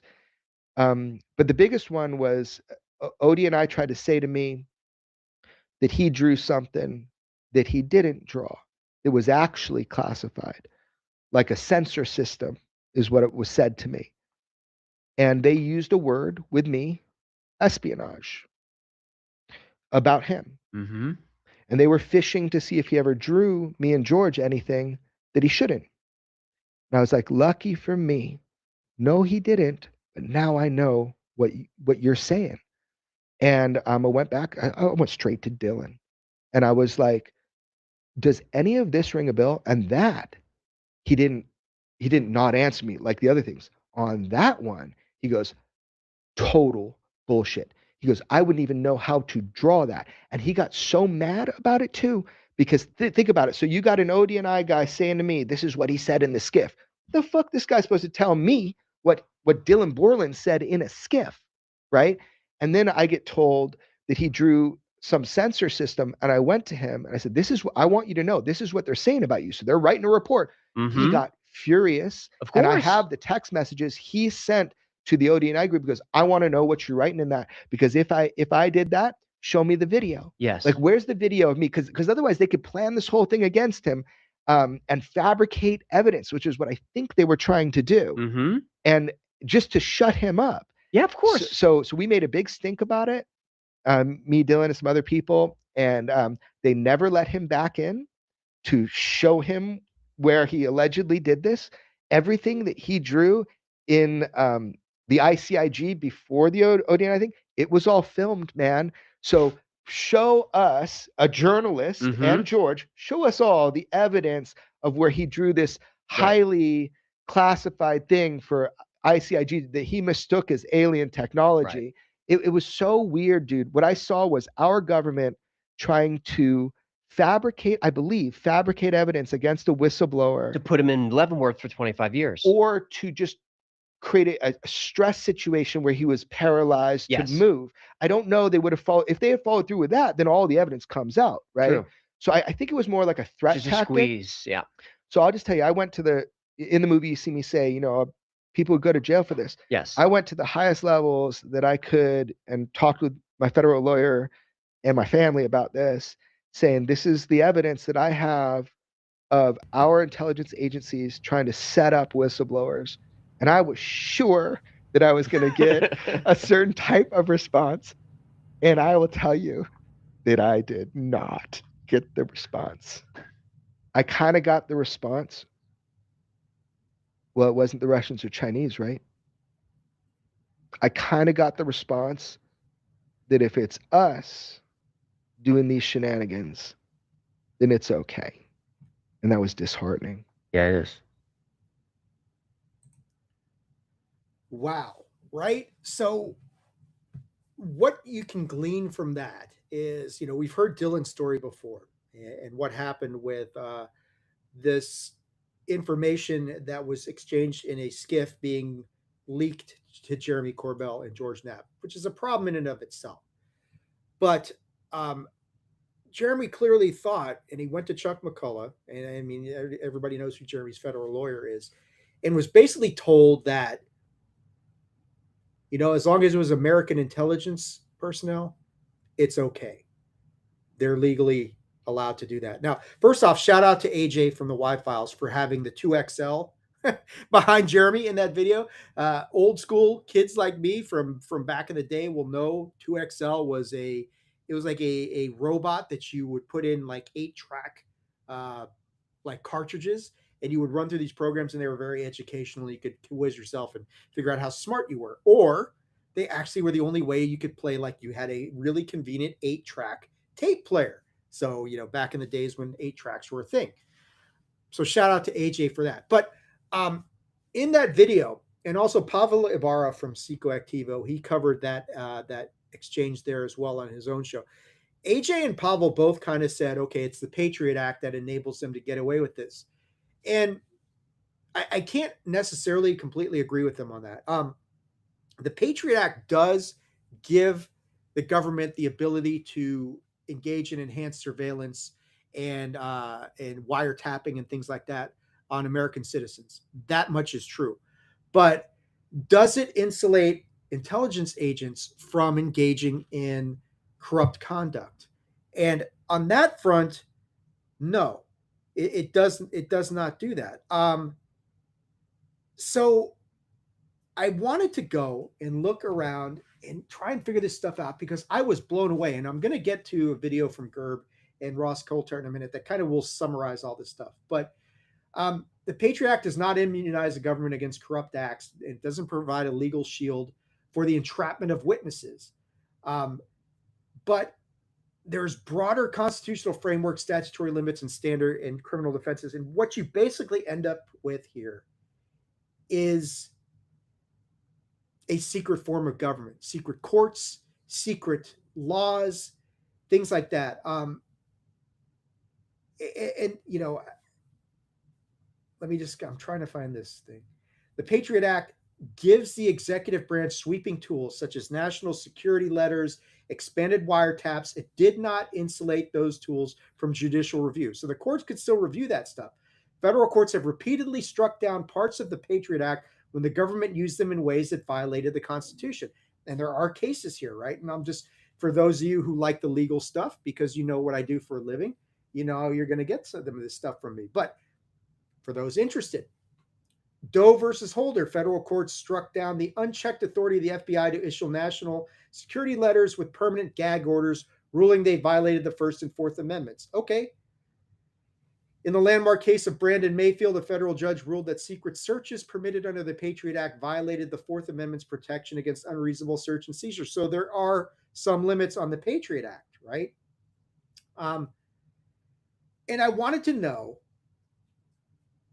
the question I'd asked, and the thing I was looking into, the query I had for myself, and kind of going through the internet and figuring this stuff out, is there anything that immunizes American intelligence agents from arguably corrupt conduct? Valid question. And when you listen to what Jeremy just said there, it's like, how do they get away with this stuff? Why is there no recourse? No statute explicitly immunizes American intelligence agents from corrupt conduct, but several powerful legal doctrines, institutional privileges, and operational frameworks create a de facto immunity that effectively shields them from civil accountability and criminal prosecution. You guys ready for this? Here's your legal briefing, your legal education. Primary legal mechanisms that insulate intelligence operatives from the consequences of arguably corrupt actions include state secrets privilege, civil immunity. This is the most powerful tool they have for shielding conduct is the state secrets privilege, which is actually a common law evidentiary rule that allows the government to block the release of information during litigation if it poses a reasonable danger to national security. Now, there's the umbrella of national security again, where you can put anything under this umbrella of national security and say, we did it for national security, and boom, the state secrets privilege is going to insulate them. Lawsuits will get dismissed, civil rights claims will get blocked. Then you've got the supremacy clause immunity, which is a state criminal shield. If an intelligence agent commits a crime, such as breaking and entering, wiretapping, or assault, now they haven't said anything about fabricating evidence here, but while conducting a domestic counterintelligence operation, local or state prosecutors face steep constitutional hurdles to indict them. We get into the necessary and proper test. Stemming from the landmark Supreme Court ruling in Ray Neagle, the Supreme Court clause, or the supremacy clause immunizes federal agents from state criminal prosecution if their actions were done in the execution of federal law and they reasonably believe those actions were necessary and proper to fulfill their duties. So it's their subjective belief as to whether it was necessary and proper. Jurisdictional remand. Federal agents facing state charges almost always succeed in moving their cases to federal court, where the judges regularly dismiss state criminal indictments under this exact same doctrine. So, in other words, if a state or, if a state tries to go after these guys for criminal prosecution, a local or state, these guys are able to use this supremacy clause to transfer this to federal court, where it's almost certainly going to get knocked out of federal court because that's just what they do. We've got diplomatic and functional immunity, which is a foreign shield. Now, this makes more sense. When operating overseas, the immunities protecting American agents depend on their official posture. Many CIA officers operate under official diplomatic cover as embassy staff. Under the Vienna Convention or diplomatic relations, they enjoy absolute immunity from the criminal jurisdiction of the host country, protecting them from foreign arrest for espionage or localized corruption. So, and I don't really have a problem with that part, right? If you're over there and you're engaging in espionage and that's your job to do this in a foreign government or foreign land, yeah, we're not going to let them get subjected to criminal prosecution. The United States is going to intervene on that. That's fine. Functional immunity, even without diplomatic status, the U.S. government argues that its agents possess functional immunity under international law, meaning a foreign state cannot prosecute an individual for official acts performed on behalf of a sovereign state. Now, this shield is not absolute, as foreign courts have occasionally rejected it in extreme cases, like the Italian conviction of CIA agents for abduction. You've got the Bivens restrictions and qualified immunity. To sue a federal intelligence officer for violating constitutional rights, plaintiffs must rely on a framework known as a Bivens action. So there's no civil remedy. In recent decades, the Supreme Court has heavily restricted Bivens, explicitly ruling that courts cannot create new civil remedies against federal officials operating in the realm of, you guessed it, national security. Double insulation. Even if a plaintiff finds a legal path forward, agents are protected by qualified immunity, which shields government employees from civil liability unless they violate a clearly established right. And qualified immunity is not as strong as absolute immunity, but it's still a bitch to get around. I can tell you that for a fact. Under internal guidelines and mechanisms like Executive Order 12333, intelligence agencies are permitted to conduct highly intrusive foreign and domestic surveillance activities because the internal rules governing what is authorized are written and interpreted by the agencies themselves. Conduct that a standard citizen would view as corrupt or illegal is often classified as a legally permissible intelligence method. And yeah, it's disheartening. And from the government's view, they're protecting the country from complex, fast-moving threats. Intelligence agencies argue they need to operate in total secrecy. They contend that if agents are constantly worried about being sued or prosecuted publicly, it will paralyze their ability to act in a crisis. And that may be all true, but that doesn't give them the right to engage in corruption and deliberate not entrapment, but fabrication of evidence. now, you've got the Gang of Eight. So you've got the 8 top congressional leaders who must be briefed on the most sensitive covert intelligence operations. You've got the intel committees. You've got the power of whistleblowers and the power of journalism, which of course Jeremy's talked about, which is a big deal. The Church Committee in 1975. And really, you're thinking the only way to get around this is to enact another Church Committee. But what I just read for you there is on a weaponized episode last year, there was somebody on who was talking about FOIA and how there's now this kind of mosaic defense to complying with FOIA. And you could get these guys who, separately standing, one of these typical enumerated defenses for FOIA release may not apply, but they can weave them all together in like a mosaic pattern and create a wider sort of aspect of a defense that they can put forward and say, well, these little elements combined together create a much broader tapestry that allows us to not comply with your FOIA requests. So fuck off. And you've got the same sort of thing here, that you've got all these various state rules and federal rules that all combine to basically create a situation where a United States intelligence agency or officer can do pretty much what they want, and somehow, some way, they will be immunized against this.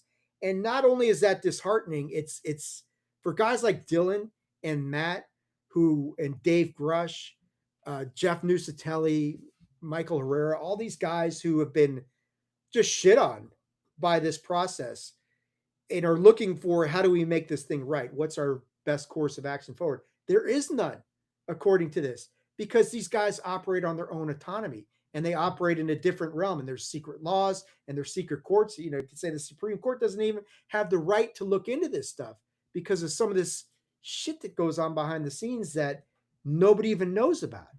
To kind of give you an idea as to how frustrating this is, I want to play for you, and it's from this recent interview that UAP Gerb did on News Nation with Ross Coulthart, which we're going to get into some of the more shit showish aspects of that in a moment. But I think this part is vitally important because when you watch this, Ross is also expressing his absolute befuddlement at the fact that, holy shit, how is this even possible? Well, Gerb's got some answers here. And I got to say, after what I just read to you guys and what we just, went through and reviewed, he's probably right. So let's get into this, and this should bring it all home for you guys. So when did it all change? Like who's making these decisions? The thing I find fascinating about all of this is the audience that are watching you right now, they're often asking me, who's in charge? Who's controlling this? Who's pulling the strings? And we all have this image that there's one person or a group of people that are actually controlling what we believe is a retrieval program for non-human alien technology. Yep.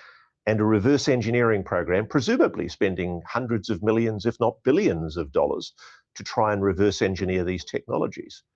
If that's true, and I suspect it is, I guess, how in God's name have they kept it so secret for so long?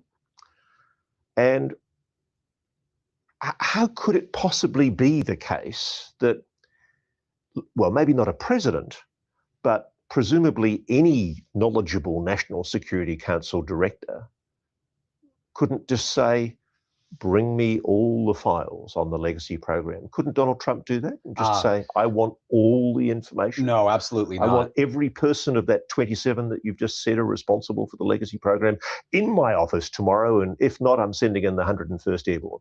No, absolutely not. And the secrecy of the programs and what you just touched on with sort of a large declassification, these subjects tie over. In 1954, we had the 1954 Atomic Energy Act. This introduced the subject of special nuclear materials. Anything that gives off slight traces of radiation, as well as restricted data, formally restricted data, and any other security controls that are protected by statute under the Atomic Energy Commission, now Department of Energy, is basically its own classification system, completely free from normal executive order-based declassification system, secret, top secret, and confidential clearance systems. The president doesn't have unilateral classification across across these. This is the moment where my biggest ontological shock happened. The lawyer in me can't deal with this idea. You have the president who is the commander-in-chief of the US military. He's at the apex of America's national security system. And you're telling me he has no right to know, no need to know. Presidents and others are considered temporary employees. There is a cadre of senior executive officials, lifers in the US government, in the defense industry, within private aerospace, or rotate in between, that are here for 40, 50 years. And they get to be the decision makers. And a perfect example of that is Donald Kerr. He's now passed, but he was president of EG&G. He was director of Los Alamos. He was director of the NRO, CIA, DS&T, a revolving door of many culpable entities within this topic. So if you're, say, President Clinton, Bill Clinton, and you asked for the UFO files, which I understand he did. Yes. They don't tell you? It was a different world back then, but no, they didn't tell him. We also have to assume that there is a centralized repository of documents saving the history of these special access programs, housing UFO activities. That's assuming those records haven't been buried, destroyed, or shredded. Remember what Dave Grush said on Judicial Watch podcast when he talked about this Clinton event in 1994. He said following Clinton's request to disclose, there was a shred and burn party of several documents.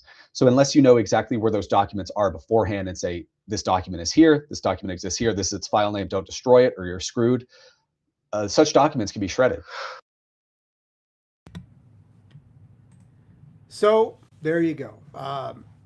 Gerb pretty much confirms a lot of what was discussed there, that there's a secret classification system that is above executive oversight. And I think we've discussed this before, is that National Security Act, the Atomic Energy Act, all that stuff from 47 and 54, congressionally created. And Congress is the one who vested these agencies with this enhanced classification. So in reality, the only one who can do anything about that is Congress.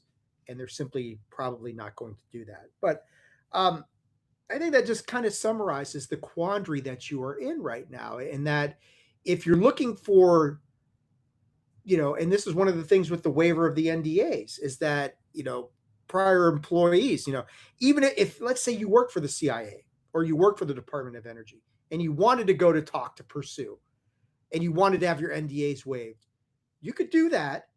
But the fact of the matter is that due to this separate classification system, that does not insulate you from having the CIA or the Department of Energy or somebody like that come after your ass and say, you had no right to do that. You had no right to go down that path and engage in that sort of conduct.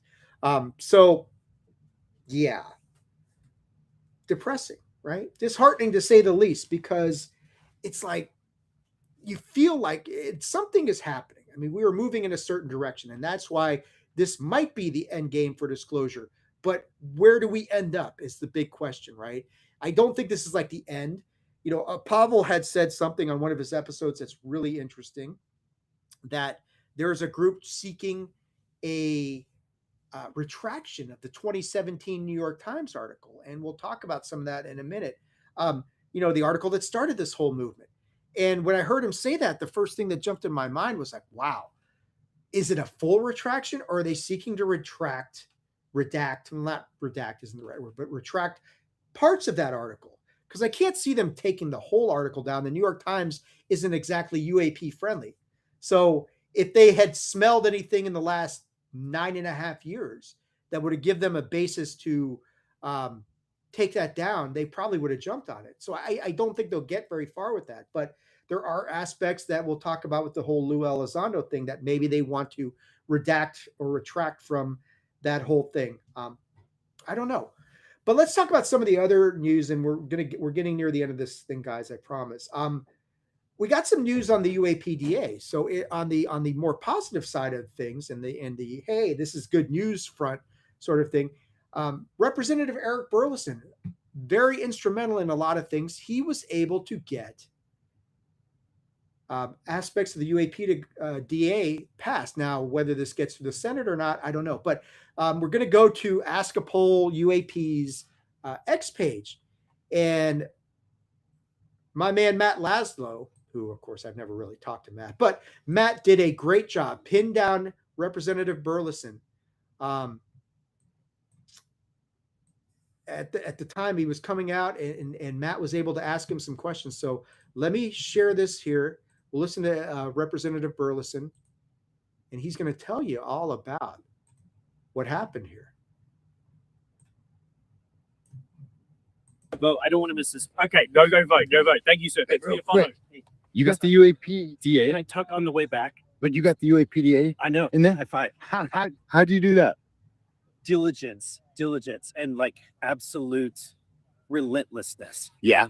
And so it's a longer story. I'll tell you later. Are you worried the Senate's going to try to strip it out? I know. The public has to fight to keep it in. Yeah. Oh. Vote. I don't want to miss this. Okay.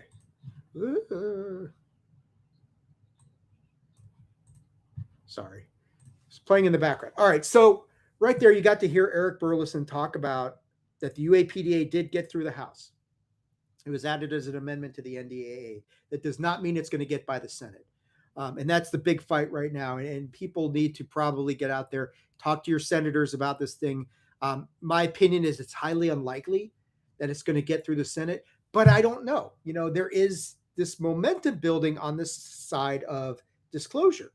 And what does that mean? Will that change kind of the way that people look at this? Will that change people's approach to this whole thing? If, does that give Eric Burleson a better angle to get this thing passed? Because there is this momentum. Donald Trump has wanted this stuff to happen. Does that give this a better chance that it could get by the Senate? Maybe. But again, we don't know all. I don't know all the specifics that are in there. But going to Rep. Burleson's website, yeah, okay. So I'm going to go ahead and share this. This is from Eric Burleson, burleson.house.gov. This is his website, and we can read through this together because it's kind of cool. Okay, so this article: House adopts Burleson Amendment establishing UAP disclosure framework. And this is back from July 22nd. The House today adopted Congressman Eric Burleson's Unidentified Anomalous Phenomenon Disclosure Act, the UAPDA, as an amendment to the fiscal year 2027 National Defense Authorization Act. Okay.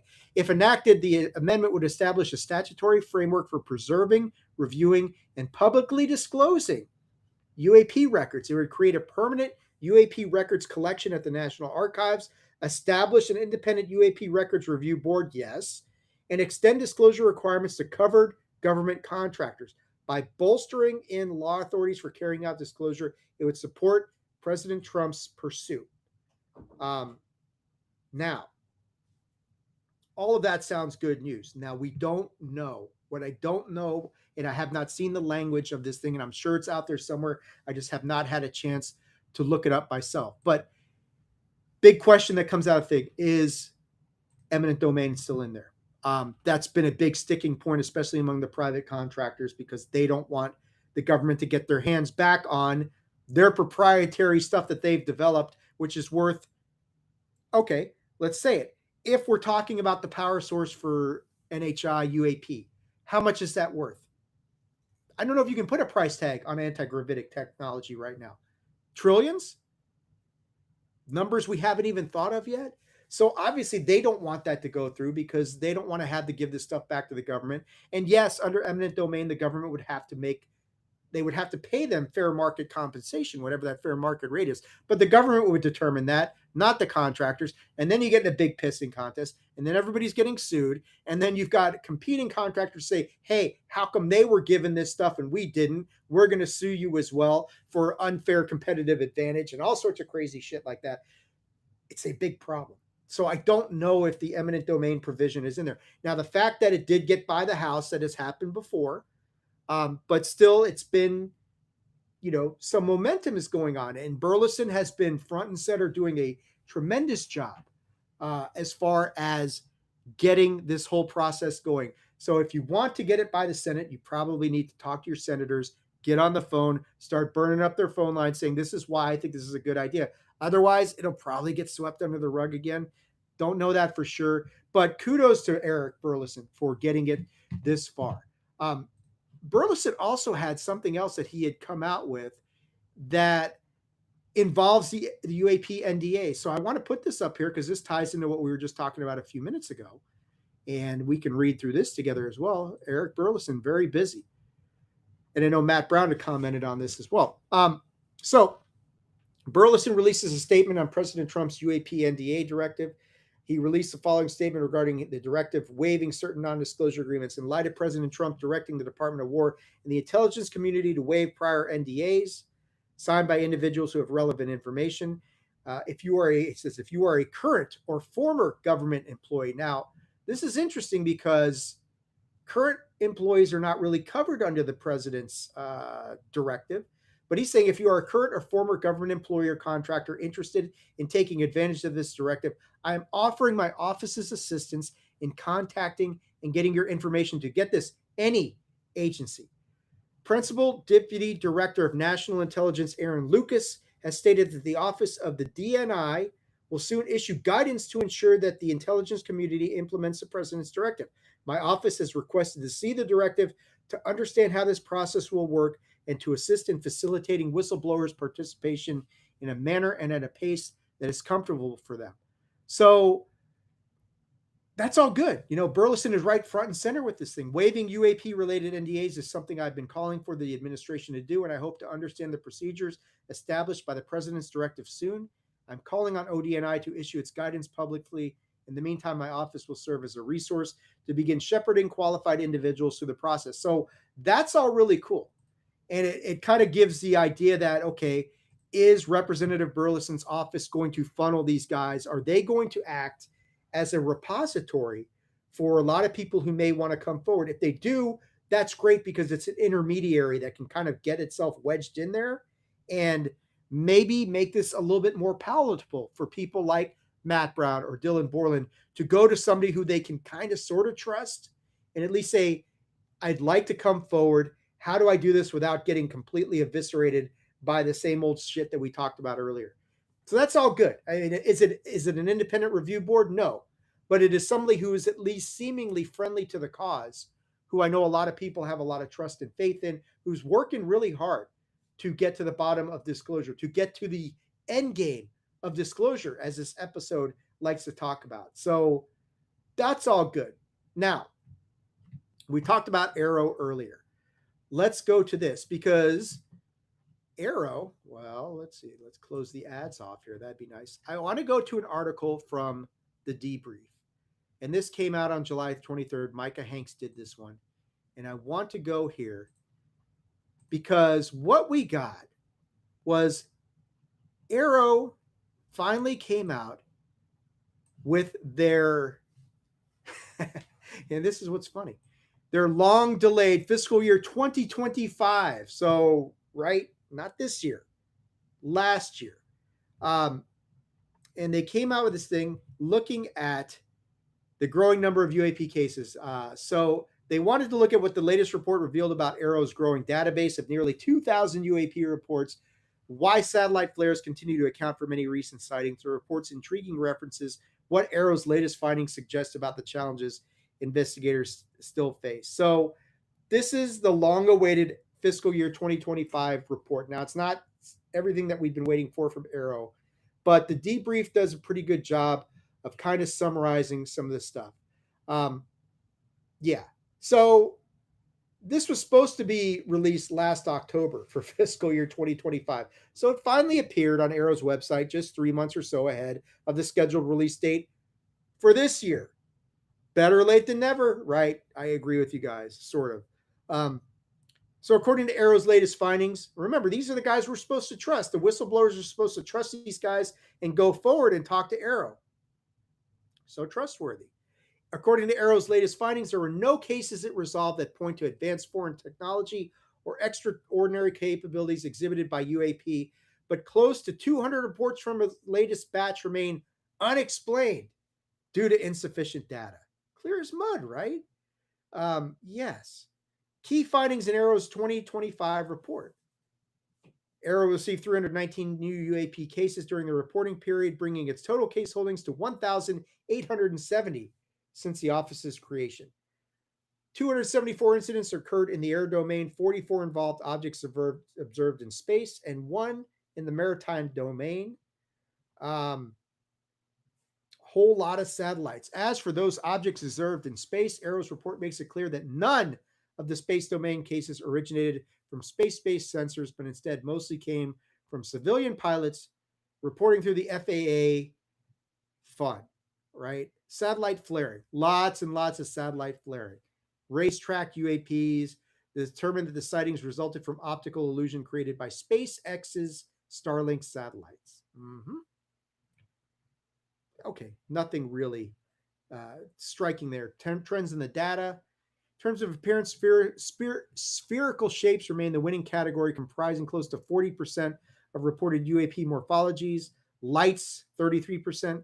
25% of sightings lacked enough information to give any clear indication of shape at all. Most of the airborne sightings are occurring between 10,000 and 35,000 feet. Reports above 45,000 feet declined significantly.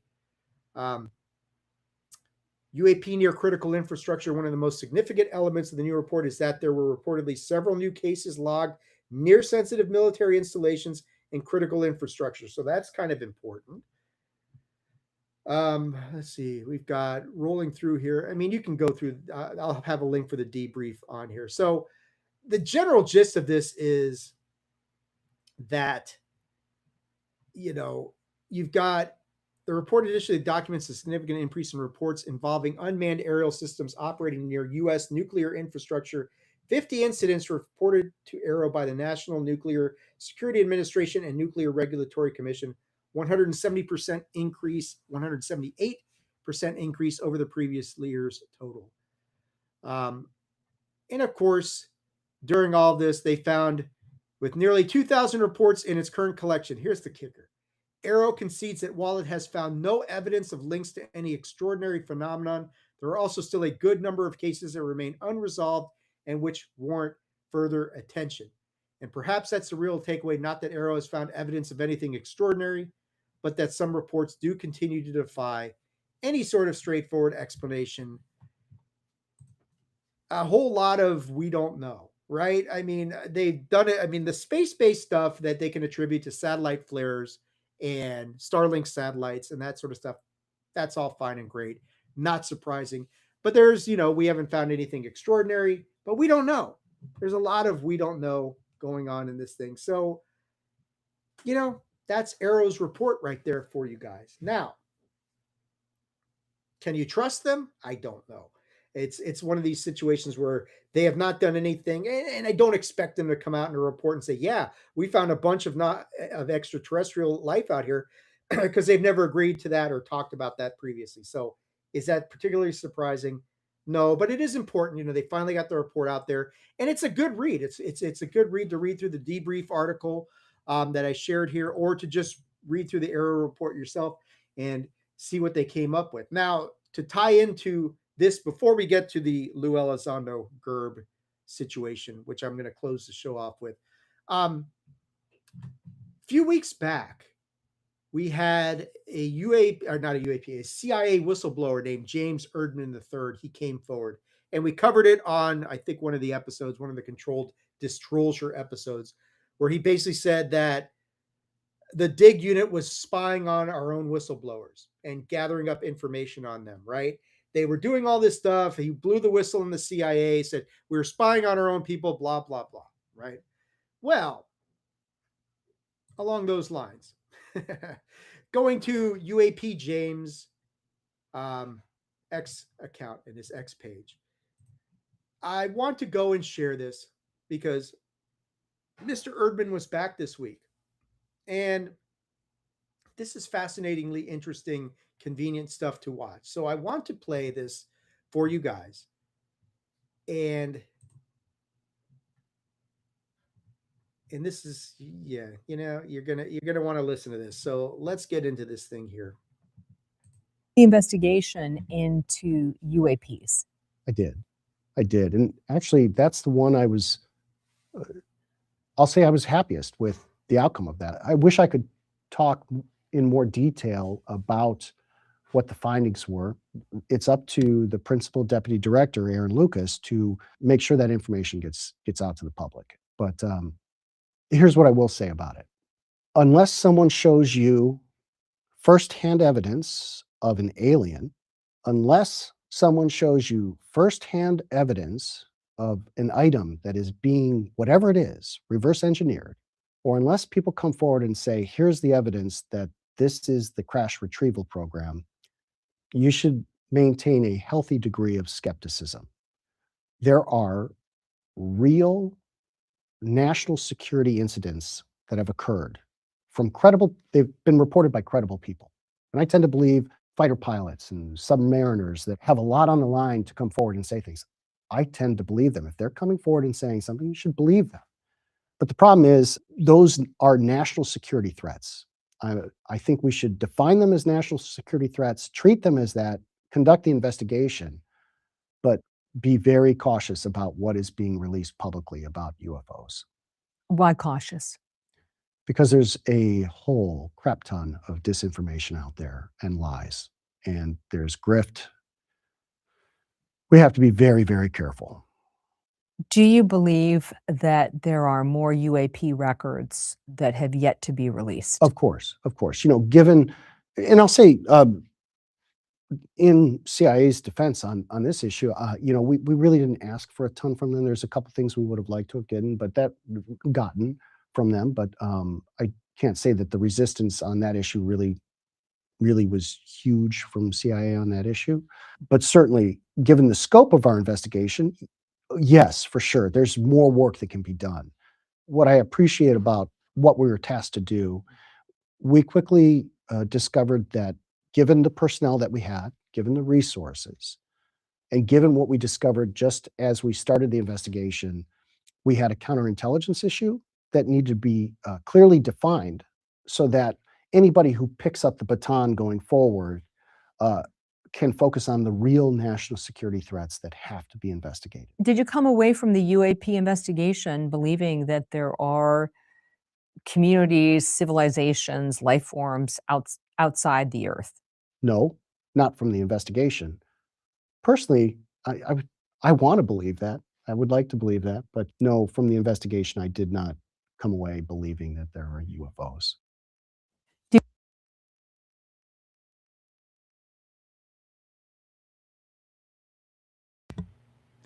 So remember, that is a CIA whistleblower, allegedly, right? Who, of course, was saying how the CIA was spying on whistleblowers and was praising whistleblowers when he came forward to Congress in the Oversight Committee or wherever he testified, right? And in this video, he comes out and he basically says, hey, you can't listen to them. There's all sorts of disinformation. There's grift. So he's talking about these guys who are grifting, right? And I'm not even sure any of these guys really know what the fucking word means anymore because I don't know what they think it means. But this guy comes out and he says, you know, that the same, you know, to me, it's mind numbing because he blows the whistle in the CIA, then comes out and defends them in this video and basically says that the same people who are being spied on were grifting anyway. So I make of that what you will. But, you know, on cue, we got Matthew Brown again.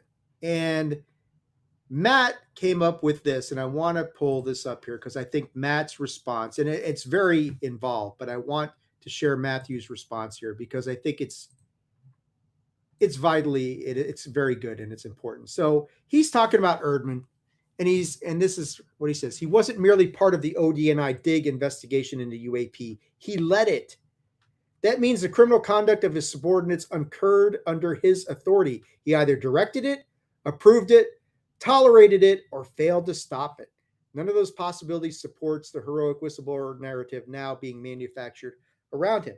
And spare me the phrase former CIA officer, there is no such thing.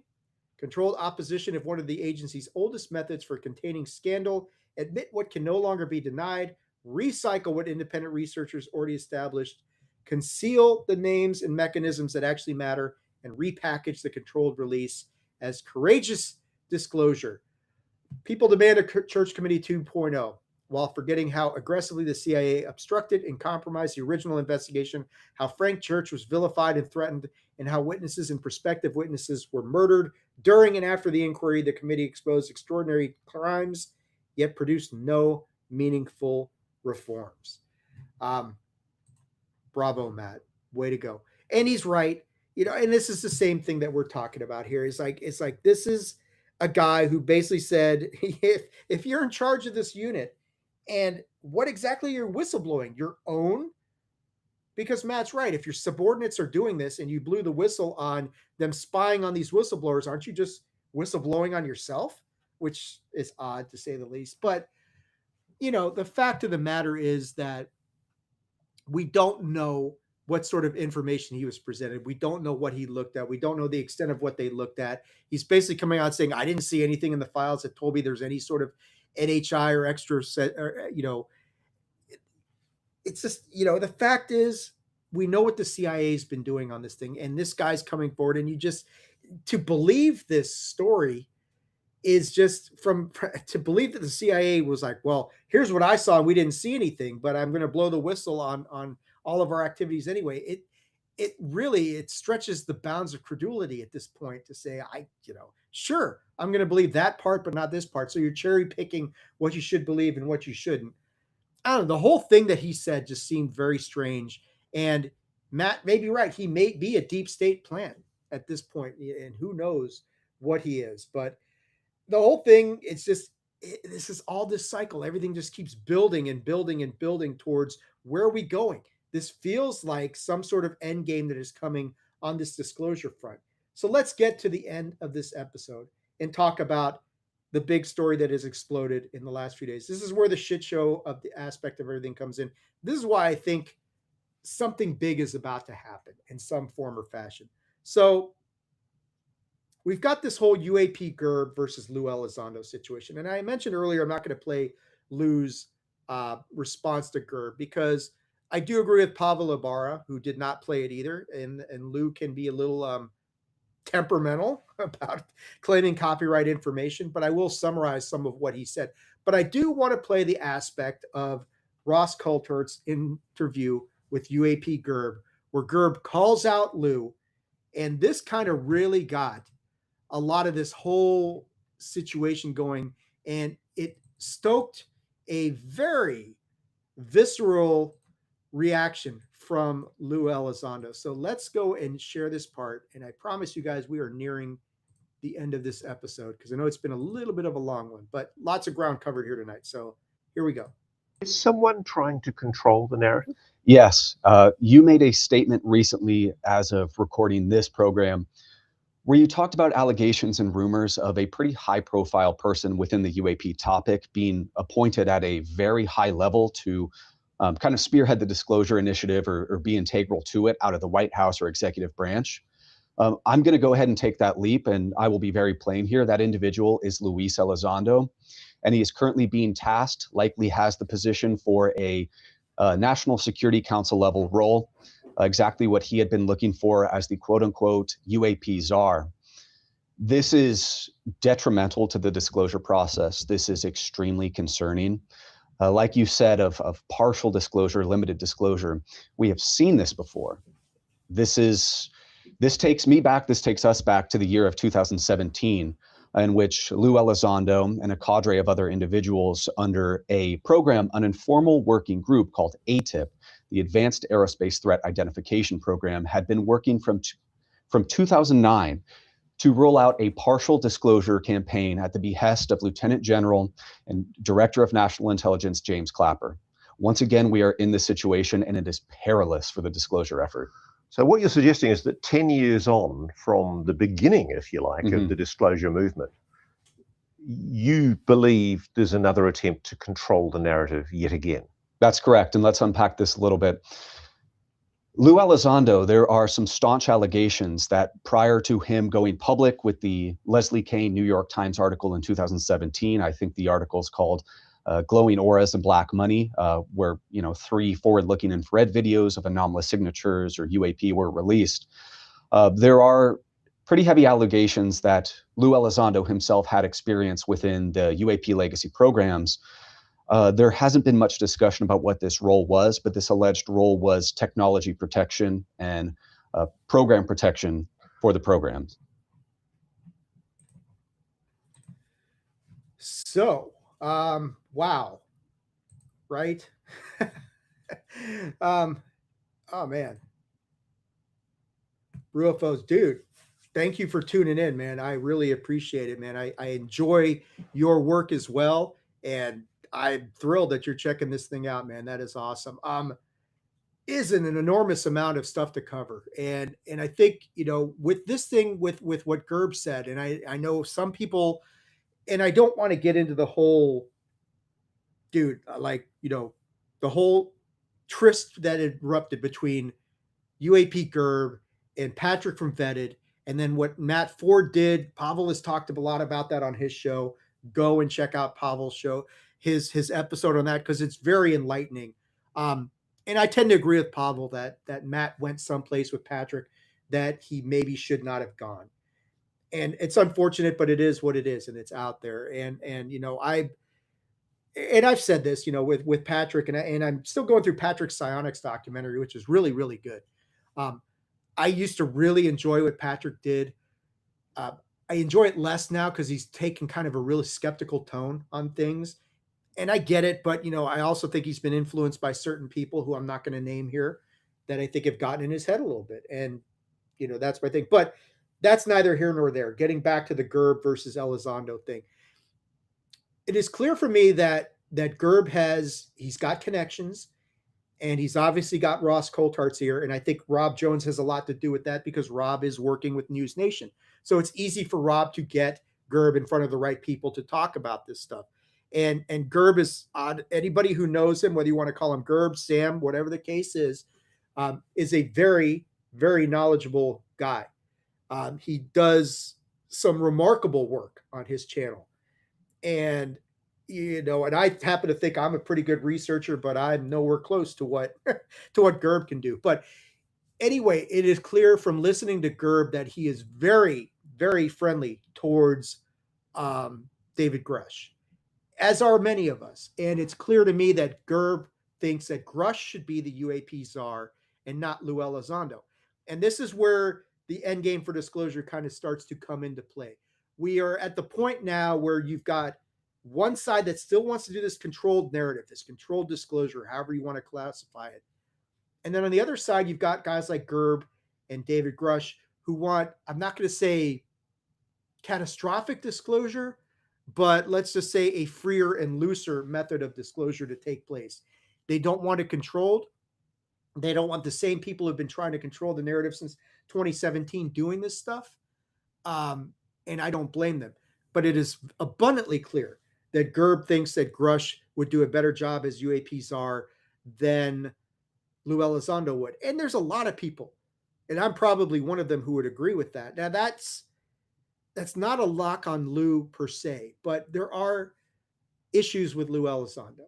And I think anybody who's watched this and been in this space for a while, and if you watch Lou's response to Gerb, which again, I said I'm not going to play here because I don't need the harassment for anything copyright related. But in that response that Lou gave, he really goes after Gerb. He never names him by name, which is a big problem, where he tries to minimize him so much by not acknowledging what his name was. That's problem number one in that whole thing. He just never, his name's out there. And for Lou to just say, I don't know who this individual was. He talks about how on the event, the Disclosure Foundation, the symposium they did, and that's the day that Vanguard, Matthew Brown, came out and said, hey, we got this grant and this is all great. And they put it out there, and that was really cool. But at that event, Lou got one of these Lifetime Achievement Awards from the Disclosure Foundation, if I remember correctly. And Gerb was there, and Lou kind of indicates that Gerb was being harassed or berated by a group of individuals, and Lou intervened, and he gave Gerb his personal phone number, and Gerb had tears in his eyes. All right, look, I don't know the truth of that, but I'm going to call bullshit on that, because The reason I'm going to say that is because I was at Contact in the Desert, and I did not talk to UAP Gerb, but I saw him plenty, and he always had people around him, and he was constantly surrounded by people. And I saw nothing, and no, he wasn't being berated. And I can't imagine that the people in DC for the Disclosure Foundation event would have stood around somebody and berated them and gotten on them about this whole thing. I don't believe that that is the case. But Gerb is the kind of guy who looks like he can take care of himself. And I find that a little bit difficult to swallow. Now, on the other hand, Lou, in his response, has pretty much admitted that he is, nobody's saying UAP czar, but the fact of the matter is that he's recording this video from his truck or his vehicle or whatever the case is, as he's driving cross country to permanent residence in Washington, D.C. Now, you don't have to be an attorney or a math whiz to put two and two together and figure, okay, he's going to D.C. That's going to be probably this UAP czar position. I think that's a reasonable assumption to make at this point, to look at that and say, he's relocating to D.C. What else could it possibly be? What happened to the bar in Wyoming? I mean, is that still going to be there? Where's his wife? What is going on with all this stuff? I think it's a reasonable assumption to say he's going back there to take over this UAP czar position. So it's probably already been provided to him. Now, I don't know, but the blowback for this is extreme. Gerb is one of the guys who is blowing back on this whole thing. Ross seems, I think like Ross is trying to take a middle of the road approach, but he's certainly slanting himself more towards Gerb's side of the fence because he's got him on his show and he's talking to him. And Lou, basically said to Gerb that, once this is all found out that you're full of shit, there's going to be a price to pay. So he's absolutely threatening him in that video. There's little doubt about that. I've said on here that if Lou is going to get this position and be the UAP czar, then, the best thing you can do is to shut people the hell up. Is if you're Lou Elizondo, to make the first file drop that comes out under your watch, to have something in there that is sensational, something that goes well beyond what we've gotten so far. The videos we watched earlier on this episode that are like, whatever, right? Give us something real, something that's going to be like, holy shit, what is that? This is stepping up the game. This is a way like Lou Elizondo to come out and say, I'm UAP czar, I'm in charge, look what I released.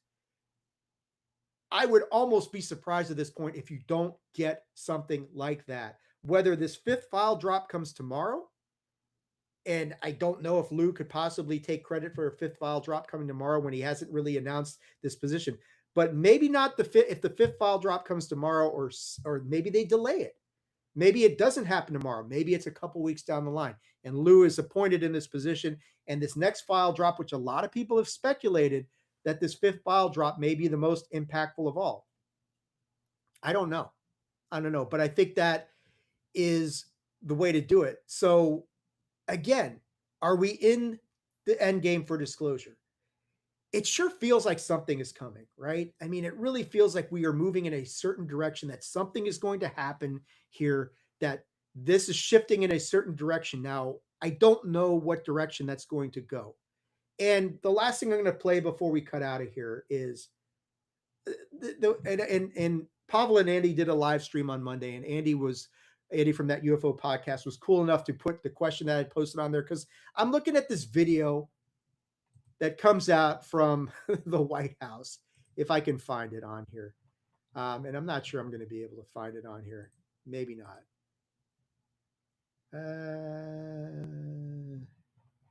It was weird, to say the very least. And I wasn't sure what the hell was going on with this thing. But I'm not sure I'm going to be able to find. Where is this thing? I got too many tabs open, guys. That's really what this is all about. And it just grinds to a halt. Nah. All right. Anyway, there was a video that came out, and it was very strange, to say the very least. It was like this animated thing, and Trump's flying around in a UFO, and there's like a scene where like Shermer's like taking his face off, and he's an alien, like in the They Live thing. And I'm like, how many psychedelics are they dropping at the White House to put together this video? And I thought I had it pulled up, guys, but I probably did not save it where I needed to save it. And I'm not going to spend any more of your guys' time tonight to try and find it. So it's weird. The whole thing is weird. Trump's approach to this whole thing is like, have fun with it. It's very lighthearted. He's still not taking the subject seriously.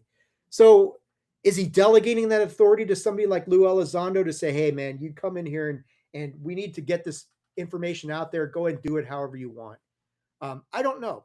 But I think if Lou is going to be the UAP czar, I do think it is going to be vitally critical to look at that first drop. The first thing that comes out under pursuit with Lou as UAP czar is going to be hugely important. And I think whatever that is going to be will really tell the tale and will really give a much better indication as to where we're going with this thing. Are we in the end game for disclosure, or are we just at the end? I'm not sure, man. I'm sorry. I'm just trying to respond here. Wanted to leave this out here for Brewafos. So always good to hear from people on here. But guys, that's going to do it for this episode. I've taken up 2 hours of your time tonight. I don't know what happens next. I wanted to get out there. I wanted to get in front. There's a lot of speculation about what's going to happen tomorrow. We're probably due for a file drop. If Lou is not in charge, or if there is no UAP czar and this thing comes out tomorrow, I would not expect anything more impactful than the previous 4. But I do think that if Lou has been made UAP czar, that next file drop when he's in charge is going to be awesome and impactful. Hey, man, thank you so much, man. I appreciate it. I'm trying to make this stuff make sense, man. Brewafos, I really appreciate you being on here. It is a lot to get through, and it is unfortunately turned into such a shit show. And there's so much infighting. And that, before I cut out of here, that's the thing I will say is that the infighting amongst the community is really, it's distracting and it's unfortunate, because we're just making the job of the debunkers and the disinformation agents so much easier. They don't have to do anything. They just sit back, kick their feet up and say, these guys are eating themselves up from within. We don't have to do anything. And they're not wrong. I know that's rare that we say that they're not wrong, but they're not wrong in this situation. It is easy to sow the seeds of discontent when you're just doing what you're doing. And they're not doing anything. They're just like eyeing over here. Okay, yeah, these guys are imploding over here. These guys are imploding over here. It's awesome. Let them just destroy each other. And it's working right now. And that's really unfortunate, because we need to be a united front. We need to especially be on guard. If this situation is going to go down like a lot of us think, and, if Lou is made UAP czar, and let's say he does release something truly sensational, it may not be the smoking gun, but it may come awfully damn close to that. Like maybe there's a 4K something of something truly spectacular. I would not be surprised at all to see a major revelation made that first drop where Lou is in charge, if that's really where we are at this point. I don't be surprised at all. It'll put everybody who's been doubting him, and at least temporarily get him on his side, and then they can control the narrative. They can control the disclosure. And I'm not necessarily saying that's a bad thing or that Lou's a bad guy for doing that. If he's the one who's responsible for getting the truly awesome information out there to the people, is that necessarily a bad thing? No, but don't be so desperate for disclosure that you just turn a blind eye to everything else going on around you. Got to be keep your eyes open. Got to be wary of what's happening, because there could be disinformation and there could be counterintelligence. And I'm not going to say the word grift, because I think people overuse the shit out of that word and they don't know what it means. But I do think it's important to be on guard and keep your eyes open, keep your head about you.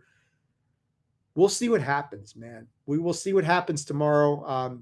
We'll see if there is a 5th file drop tomorrow, or if they delay this. I mean, if they delay it a little bit, then I think what's going on, and I think I've made the case for why Lou may be already been implanted or appointed, and keep your eyes on that first drop after he's officially in charge, because that's going to tell a big story.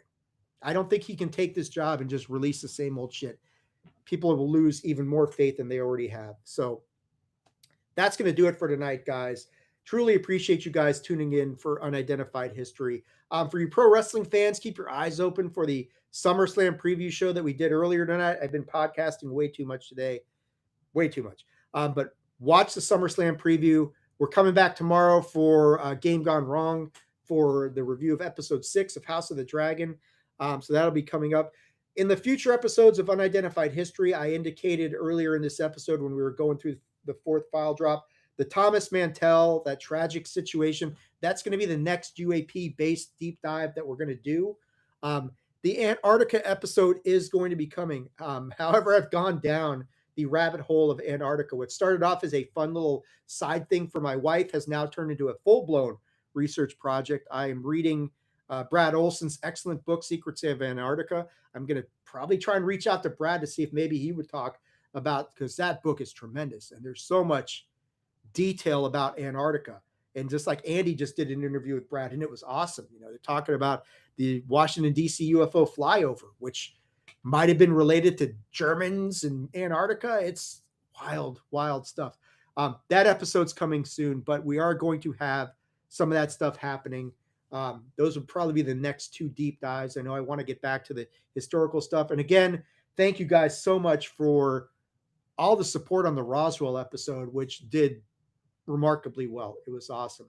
But I'm going to cut out of here. I'm going to let you guys know if you want to get in touch with me. You guys got to see my email address on my Proton account earlier tonight. By all means, send me an email if you want. I will not be that upset about it, I promise, unless it's really nasty and negative. Then you'll hurt my feelings. Not that you care. But look, best thing to do is for anything related to Unidentified History, for the wrestling podcast, for Game Gone Wrong. We've got a few episodes left of Game Gone Wrong before we go on hiatus until next year when Night of the Seven Kingdoms comes back. But best place to get a hold of me is to go to the website, attitudeofaggression.com. That's where all the episodes are at. All of the Unidentified History episodes are there, including the historical analysis case documents that I do on all these episodes, where I put all the information. The Roswell document is like 20 pages long, 25 pages long. I may put some of that stuff on Substack. I'm starting to think about that might be helpful for some people, but all the episodes are there. All the information is there.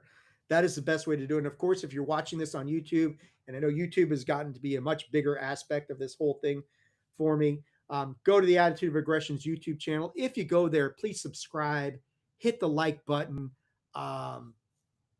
hype things, comment, leave me some notes, whatever you want to do. I really appreciate it. But that, my friends, is going to do it for this episode. We'll see if anything happens tomorrow on the UAP disclosure front. Have we entered disclosures endgame? You know, disclosure movement. Have we entered the endgame, or is this just the end? I don't know. I don't know. Something big's happening. It feels like we were moving in a certain direction. Where we go from here is anybody's guess, but we're going somewhere, and something big is happening. That's going to do it for tonight. But until next time, you know, guys, study your history, do your research, and most importantly, as we always say here, make up your own mind, because you're the best judge of this stuff. And that's what we like to do here on Unidentified History. Get you guys thinking. That's going to do it for tonight, though, guys. We'll see what happens tomorrow. We'll be back soon, probably with the Thomas Mantell incident, maybe Antarctica. We'll see how that all plays out. But until next time, you guys take care of yourself. And thanks for tuning in with me here tonight.